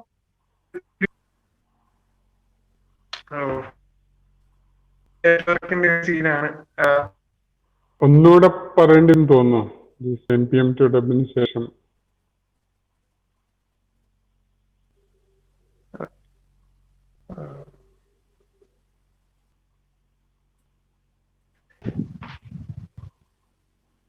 Hello, ഇപ്പം ബ്രേക്ക് ആവുന്നുണ്ടോ? ഇപ്പൊ ഇപ്പൊ കേൾക്കാം. ക്ലിയർ ആണ്, പറഞ്ഞു. ഞാൻ വീഡിയോ എന്ന കുറച്ച് നേരത്തേക്ക് ഓഫ് ചെയ്യും. എനിക്കുണ്ടായിരുന്ന ഒരു വിഷയം എന്ന് പറഞ്ഞാല് ഈ ചില കൺവെൻഷൻസ് എനിക്ക് അത് ആദ്യമായി പിടികിട്ടിയിരുന്നു. അപ്പം ചില സമയത്താണെങ്കിൽ എന്താ പറയാ നമ്മൾ ഇപ്പോഴും ഒരു വിക്കി ഫോളോ ചെയ്തായിരുന്നു ചെയ്തുകൊണ്ടിരുന്നത്. അപ്പം ചില സമയത്ത് ഒരു അൺഎക്സ്പെക്ടഡ് ബിഹേവിയർ വിക്കിയിൽ നിന്ന് കാണിച്ചതിന് വിപരീതമായി വരുമ്പോൾ നമ്മൾ പെട്ടെന്ന് പാനിക് ആവുകയും നമുക്ക് എങ്ങനെയാ സംഭവം വരികയെന്ന് എന്താ പറയാ കറക്റ്റ് നമ്മൾക്കൊരു എന്താ പറയാ ഇങ്ങനൊരു പക്ക ഓൺലൈൻ ആയിട്ട് ട്രെയിനിങ് സെഷൻ ആണ് ശരിക്കും എനിക്കൊക്കെ ഉണ്ടായിരുന്നത്. അപ്പൊ നമ്മൾ മിക്കതും ചാറ്റ് കൂടെ ചെയ്തുകൊണ്ടിരുന്നത്. അപ്പൊ എനിക്കാണെങ്കിലും എന്താ പറയാ കറക്റ്റ് ആയിട്ട് ഞാൻ ഫേസ് ചെയ്തുകൊണ്ടിരുന്ന പ്രോബ്ലംസ് അല്ലെങ്കിൽ ഡിഫിക്കൽസ് അല്ലെങ്കിൽ എനിക്ക് കിട്ടിക്കൊണ്ടിരുന്ന കറക്റ്റ് ആയിട്ട് കൺവേ ചെയ്യാൻ പറ്റാതെയൊക്കെ എപ്പോഴും വരാറുണ്ടായിരുന്നു. അതിന്റെ ഭാഗമായിട്ട് പിന്നെ എന്താ പറയാ അത് ഒരുപാട് സമയം അങ്ങനെ ഒരുപാട് സമയമൊക്കെ പോയിട്ടുണ്ട്. ശരിക്കും എന്റെ ഒരു അഭിപ്രായത്തില് ഡെബിയൻ പാക്കേജിങ് വളരെ സ്ട്രെയിറ്റ് ഫോർവേഡ് ആയിട്ടുള്ള ഒരു കാര്യമാണ്.